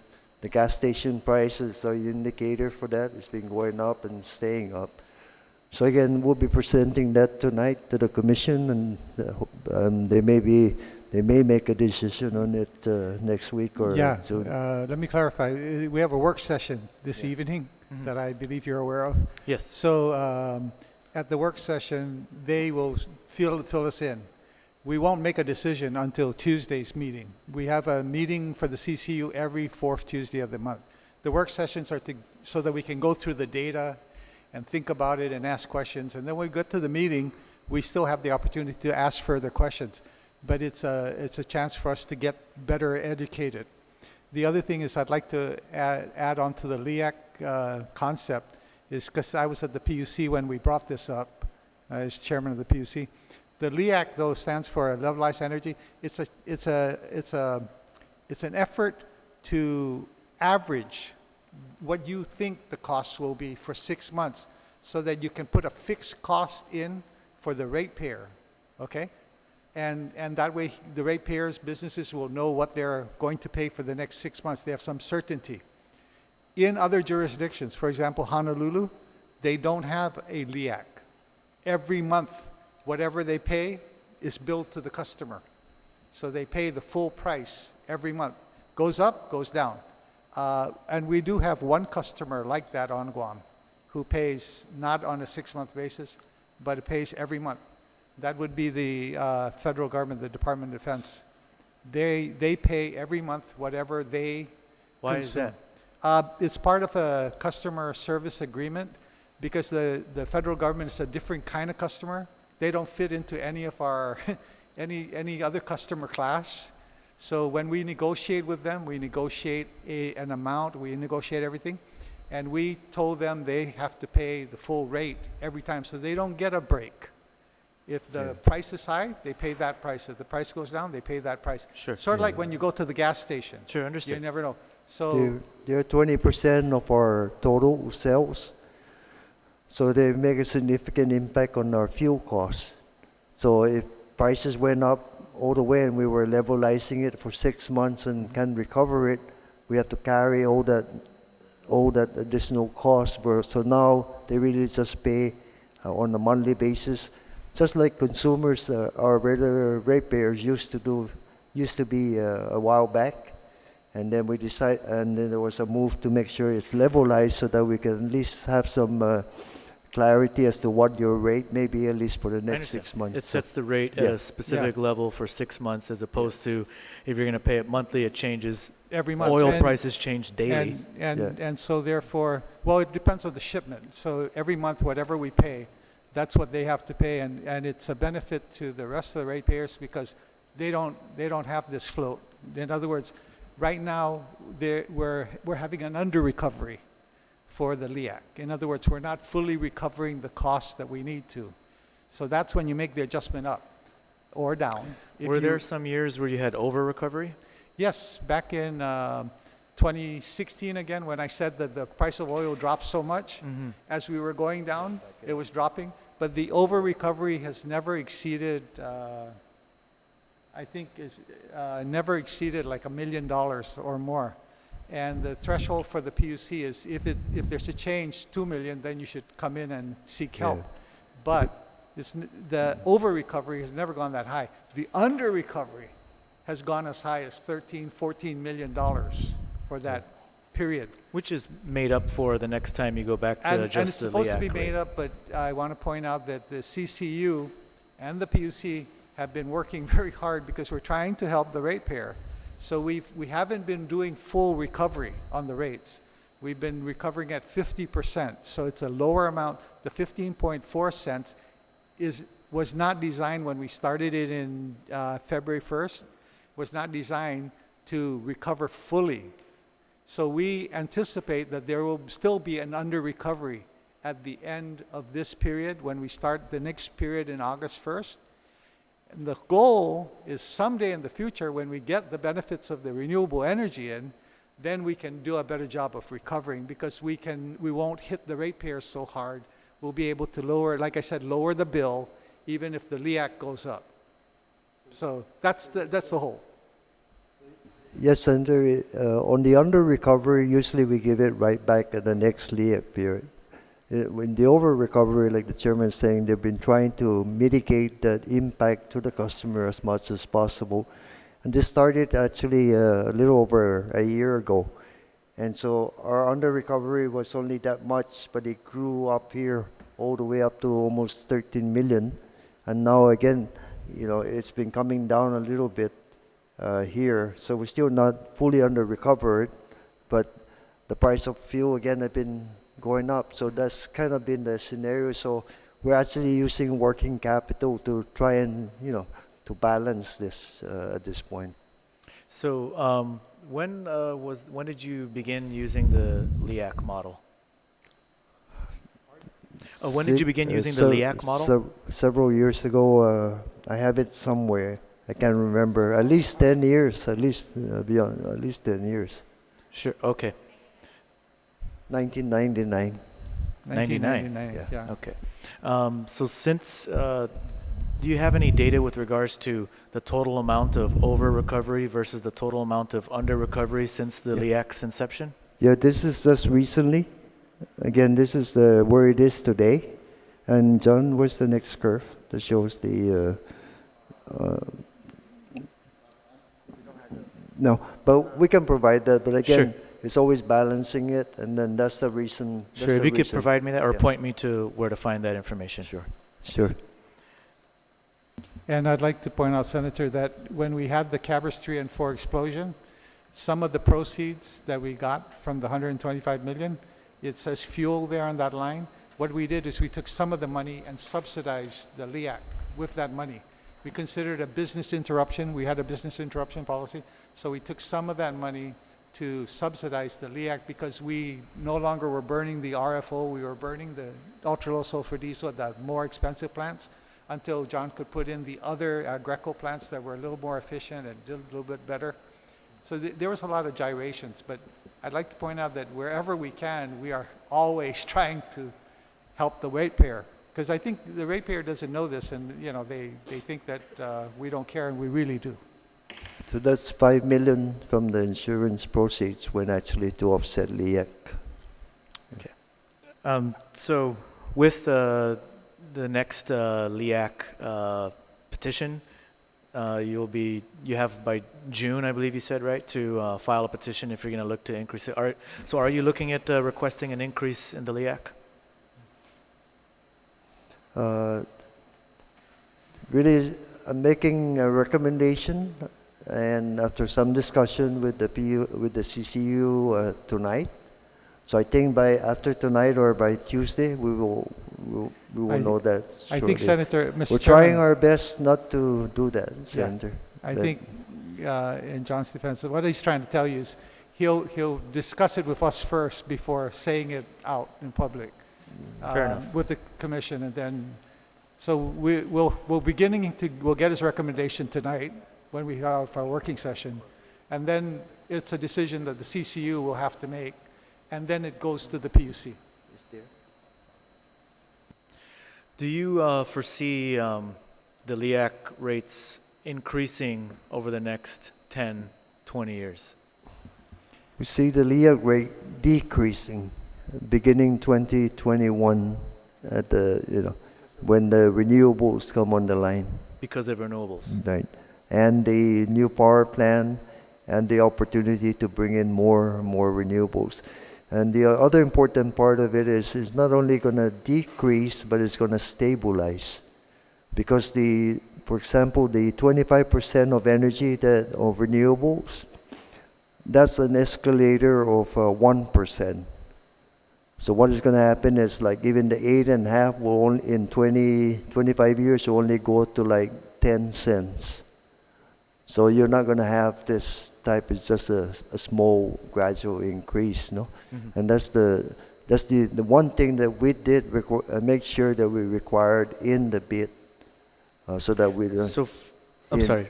In our renewable bids. For the most recent one you're talking about, right? It's at, you Yeah. said 8.5 Right. cents per kilowatt hour. It's only 1%. Over 20 years, it'll stay at that rate, or 1% it'll go up escalator. 1%? That's what you meant. Okay. Very So you said small. it would go up to about 10 cents Right. at the max. Yeah. Good.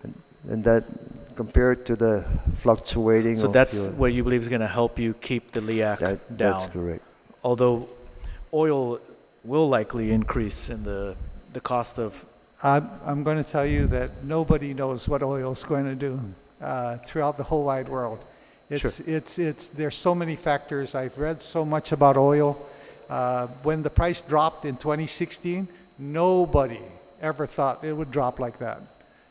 It was about 120 before. Except OPEC. No, even OPEC. And there's a lot of different things. If you look at Saudi Arabia, they're actually trying to get out of oil. And I think they realize they've got all this oil. They're trying to dump it. They're trying to sell it now because in the future nobody might be buying.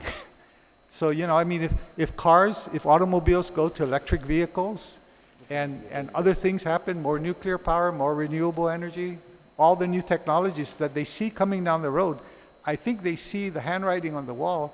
So that's why you have these gyrations in oil. Okay. the U.S. Energy Information Administration forecasts that by 2025, the average price of a barrel of Brent crude will rise to $81.73. And these figures are in 2018 dollars, so they did that to remove the effect of inflation. And then by 2030, world demand, they believe, this is the U.S. EIA, believes it'll drive oil prices to $92.98 per barrel. By 2040, $105.16 per barrel. And by 2050, possibly 107.94 cents per barrel. And that's just some of their forecasts. The highest forecast in the worst case scenario for the EIA forecasts oil reaching over $200 a barrel by 2050. Are you aware of those estimates? Yes, Mr. Chairman, we are. And I will repeat my statement. I don't think anybody knows what's going to happen to oil. As they were projecting that, consider back when they were looking at 2016, for example, they were projecting $120, and it dropped to around $30 to $40. And so it's a very hard thing to project. When they price oil futures, they don't price them out for that long a period of time. So I would just add that we're looking at more and more renewable, and in the future, something's going to come along, that technology again. See, and technology that is disruptive will be good. So right now we are positioning ourselves to best serve our ratepayers based on the knowledge we have. So this goes back to what we're talking earlier, Senator, where at least 25% of the energy by 2021, 25% of the energy away from oil, renewables. So that's not going to be impacted by that, correct? And again, then there's the move towards 50%. So that again will not be impacted by that. Then we take the oil, the only will be the 50% impact. And then we're talking about natural gas. That will be the other one that will reduce the impact of that oil. See? So as we look further into the early to mid 20s, then we're going to see now our energy costs being under our control, you see? And they may go to $200 a barrel, but it won't impact Guam substantially at all, no? That's the plan. I mean, I would worry if we weren't doing anything. If we weren't doing all the things that we're doing, because John and his team are doing a lot of things, if we weren't doing anything at all, then right now I would be very worried. Because then if it did go to $200 a barrel, it would be a heavy burden. Mm-hmm. But that's why I'm saying that the people at GPA, the management and staff, and all the people at GPA do such a great job because we do this planning, because we're looking forward, because we continue to make moves to address a lot of different things. When oil went to $110, $120 a barrel, our cost of energy went to 29 cents a kilowatt hour. So that gives us a relative idea as to, what to where. So. Okay. So yes, I absolutely commend some of the projects you guys have recently awarded for solar energy, because the cost is so much cheaper for fuel for the solar energy at 8.5 cents. That's a very good rate compared to the LYAC you said is at 15 cents right now. So yeah, I would continue to encourage that, especially in light of these reports that show that although oil is volatile and it goes up and down, it seems like it's going to continue to go up, especially as oil reserves are depleted or just as supply begins to dwindle. Of course, there are many other factors that affect the cost of oil. So I understand it is volatile, and that's why I do commend you for the solar projects, because solar is not volatile. It's not affected by world events per se. Whereas oil can go up just because, President Trump says he wants to fight Iran, So I'd like to move on now to net metering. I know that you currently have a petition with the PUC to lower the rate of compensation for the net metering program. What's the status of that petition? We've had public hearings on that, and I think it's on the agenda for the PUC for next week's meeting. So it's really the ball's in their part for a decision on that. Our petition is really to phase out net metering and to phase out the base rate, the one-to-one credit. Net metering is a one-to-one credit. So therefore, our petition is to phase that out over 5 years. The impact to non-solar customers, in our opinion, and always that is about $3.5 million today. Unchecked, that will continue to rise and cost the non-net metering customers that much more money every year. In the interest, we're also looking at the new power plant coming on, and we're trying not to increase rates, so we're looking at all the different ways to make sure we have adequate money in our base rate to fund that. So this is an issue really that needs to be looked at, because I can show you really here. This gives you an idea, like here, if nothing happens in 10 years, that's $30 million of subsidy from non-net metering customers to the net metering customers. How are you determining that cost? Okay, let me go to, again, this is based on the amount of megawatts that are there, the amount of energy that they generate, and the amount that they use when estimate on all of that. So each of those will generate about 20% of their capacity over the whole year. And that's the amount of energy that they will do, and that's the impact. And they all, net metering customers are using the grid. Mm-hmm. They're using the grid for storage, meaning they'll put the energy into the system in the daytime and then use it at night. They use the grid for stabilizing the system, because solar PV is very intermittent. It's up and down.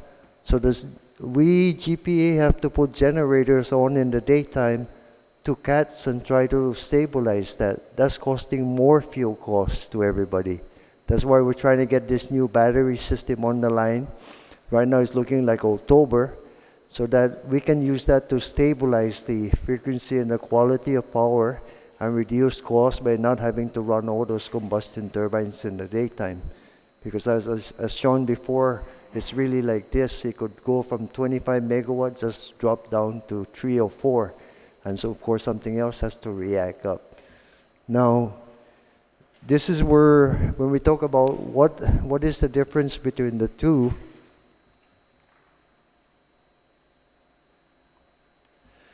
here's what, on the left side, is a non-net metering customer.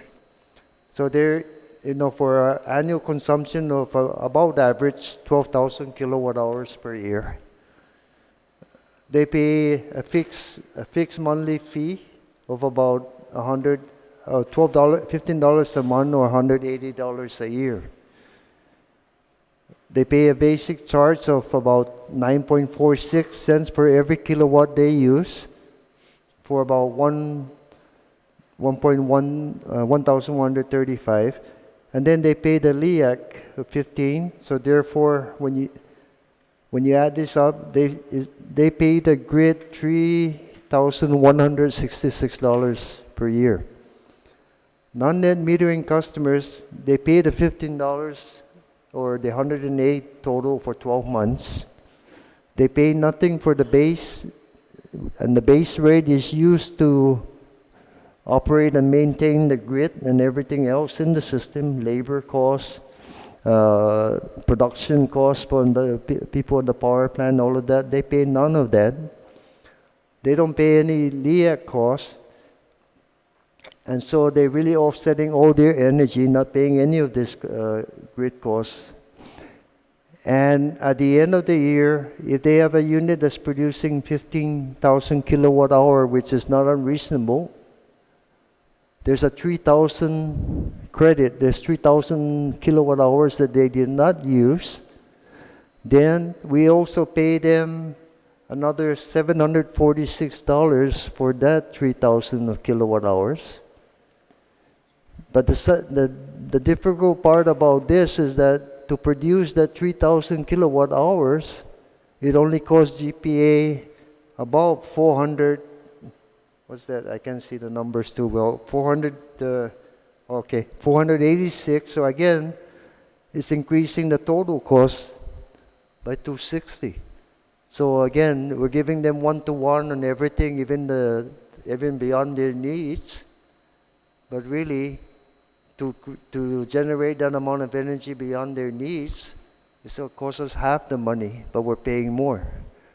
And when I say paying more, all the non-net metering customers. So this is one customer. We have 2,000. So that's where, when you add that all up, the differential between all of them is $3.5 million a year impact. Now our proposal is that we can do avoided cost, which means the 15 cents actually will go to about 16 or 17 cents. They still could recover their money, it just takes a little longer. So currently the one-to-one rate you're talking about, how much is it you're giving net metering customers for their power that they're producing for the grid? We're losing about $3.5 billion a year. No, I was asking, what is the rate you pay? You said it's a one-to-one? Oh, we pay them full value, 26 cents. 26 cents per kilowatt hour? Yeah. And you're recommending that be reduced to 15 cents per kilowatt hour? We're recommending the base rate, that 9.4 cents. We're saying they really should pay that much. And that would take care of paying the grid and paying their fair share, like everybody. There's 2,000 customers, 52,000 customers. The 2,000 are not paying their share, right? And so that's what we're trying to say. Sure, but they are being charged for usage of the grid. No, they're using the grid for free, and then we're paying them 25 it's cents. being offset. So they have a billing of how much they use, and whatever they use is charged at that rate, the full That's rate right. for usage of the grid. So why can't they pay you back at the same rate that they're being charged? We have a proposal which is a buy-all, sell-all, meaning you buy the Because power on the left, and we Sure. sell you for what the avoided cost is. See, so right now, when we do what we're doing today, they're not paying the 9.46 cents, which is their share of the system cost. For example, DEP Sure, but you see what I'm is saying? 3.5 cents. They are being billed at the regular cost. Every time they do use the grid and use the power, they are being billed at the full rate No, as but any they- other power It's user zeroed is. out. It's kilowatt hour. Is Sure, but zeroed that's out. how you zero it out. You figure out how much they're Yeah. using. But I'm saying for that amount that you're figuring out that they're using during, nighttime, for example, But they cannot use, if they don't have the grid. they're being billed at that Yeah. rate that is inclusive of the grid cost. And then they're being offset based on what they're feeding back into the system. That's right. But again, what they're doing is they're using the grid at no cost. If the one way to do it is that, okay, if they separate it completely, they would have to put it in batteries So that's and all where of that. I'm yeah. having trouble understanding. You're saying, I get what you're saying because they're being offset, correct? Offset, I'm sorry. Meaning the amount of power that they're putting into the grid is being used to offset their power consumption from the grid, That's correct. right? So the amount of power they're putting into the grid is currently being paid at the retail, which you said was 28 25 cents, cents, yeah. or what was it? Say about 25 cents. 25 cents, I'm sorry, 25 cents per kilowatt hour. Correct. Now, when they're using power from the grid, say at nighttime, they're paying that same rate for the power, 25 they're not. cents. They're not, That's the rate No. being factored into when their bill's Yeah. being offset. when they're using, we're buying their power for 25 cents, and they're not paying us for anything because we don't charge them because they're reusing their own power. But in effect, there should be at least the 9.9 cents charge there to account for them using the system. So what I'm getting is this: say they use $100 worth of power in a month. Let's just use a simple figure, right? $100 worth of power through the month that they're using from the system at nighttime. They're not using solar. They're using GPA's power that's being produced in the generators at nighttime. Let's say they use $100 a month, right? Now, what the net metering customers are doing is they're offsetting that $100 because they're feeding $100 worth of solar power back into the system during the daytime. So my point is that $100 figure is based off of a rate that's that 26 cents per kilowatt hour. but now you don't want to buy the power back from them at the same rate, correct? That's correct, because our cost to produce that energy of really what they're offsetting in the That's system. why my argument is they Wait. are paying for it. They're No, paying for no, it when because factoring in they their, pay, their Senator, cost, they pay factoring on, in the offset to their they bill. pay on the net. No, at the end of the month, if they use 1,000 kilowatt hours, and they produce 1,000, there's no charge. There's no zero charge, right? So therefore, they used the system but didn't pay anything. Now, if that was 1,000 kilowatt hour non-solar customer, they would have paid 1,000 times 9 cents, $90 for that month, right? But they didn't pay a single penny for use of the system. That's where I don't understand, because Yeah. they are in the billing. I mean, if they're being billed at that This is the billing 26 right cents. there. See, they use this 1,000 kilowatt hours here annually, 1,000, 12,000, 1,000 per month. Went in, they didn't pay anything except that $180 which the other customers pay too. That's a fixed fee. So there's no money exchanging to GPA. What is that fixed And- fee for? That's the customer monthly fixed fee, $15 a month. Everybody pays that. What does that pay for? That's that when you Usage of the when you grid? set up when you set up the rates, you set up for it's not only the grid but customer service, all the different components of So it. for right? example, if I was a customer of GPA, and so I'm signed up for GPA, I have a meter placed in there, right? I have to pay that minimum $15 a month, correct? To Yeah. be a customer. But let's say I don't use any power. Let's say I shut off all my appliances and I decide to use candlelight, I use a gas stove, I use zero power, I should still only be paying that $15 a month, right? Yeah. That's the same as net metering. Mr. Chairman, no. Mr. Chairman, let me explain first the $15. The $15, first off, all rates at GPA are based on what is called cost of service, what it costs to provide the service. The PUC agreed to what they call a $15 base charge, and that includes the fact that you are a customer.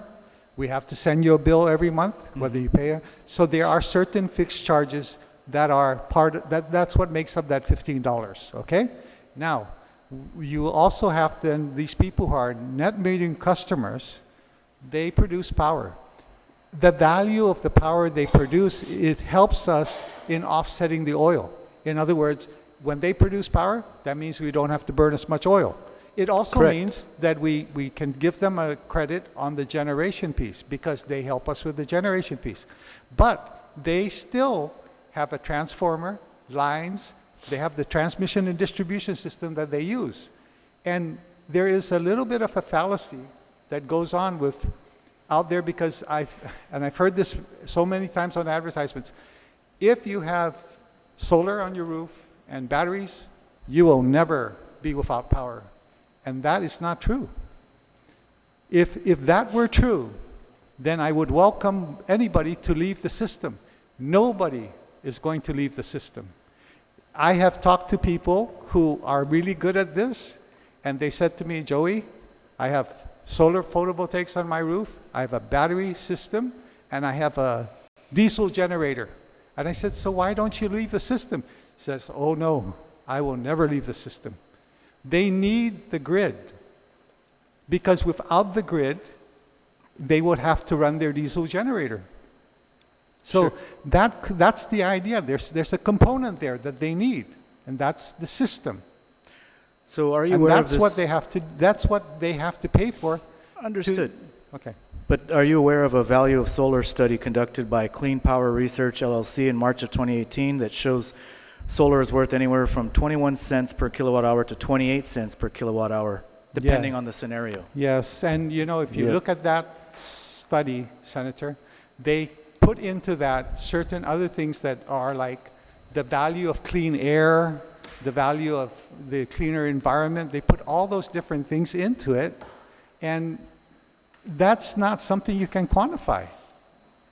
I did an analysis and showed that in one of my presentations. I don't have it here, Senator, but there's two components of that study. We were basically on the same page except two components of that study. And the one component is that they say it costs us about 5 cents a kilowatt hour to hedge against fuel. Well, GPA does not hedge with fuel, so therefore there's no cost. So you take that to be zero, no?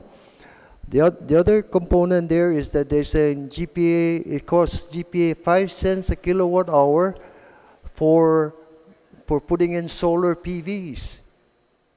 Well, as we were saying earlier, it don't cost us for solar PVs. We're cheaper. The 8.5 cents that are coming in. So there's no, that again, if you take that away, our numbers are about the same. So there's two components there that does not apply to GPA. And so when you compare, you take that all away, we're basically right there in agreeing on what the value of solar as they perceive is really the avoided cost of GPA. Sorry, let's take a 5-minute break so they can reset in our AV room. It's an issue with the recording and uploading it to the internet so that we can make sure we're streaming this over the internet. Okay. So we'll just take a 5-minute break. Thank you. Thank you.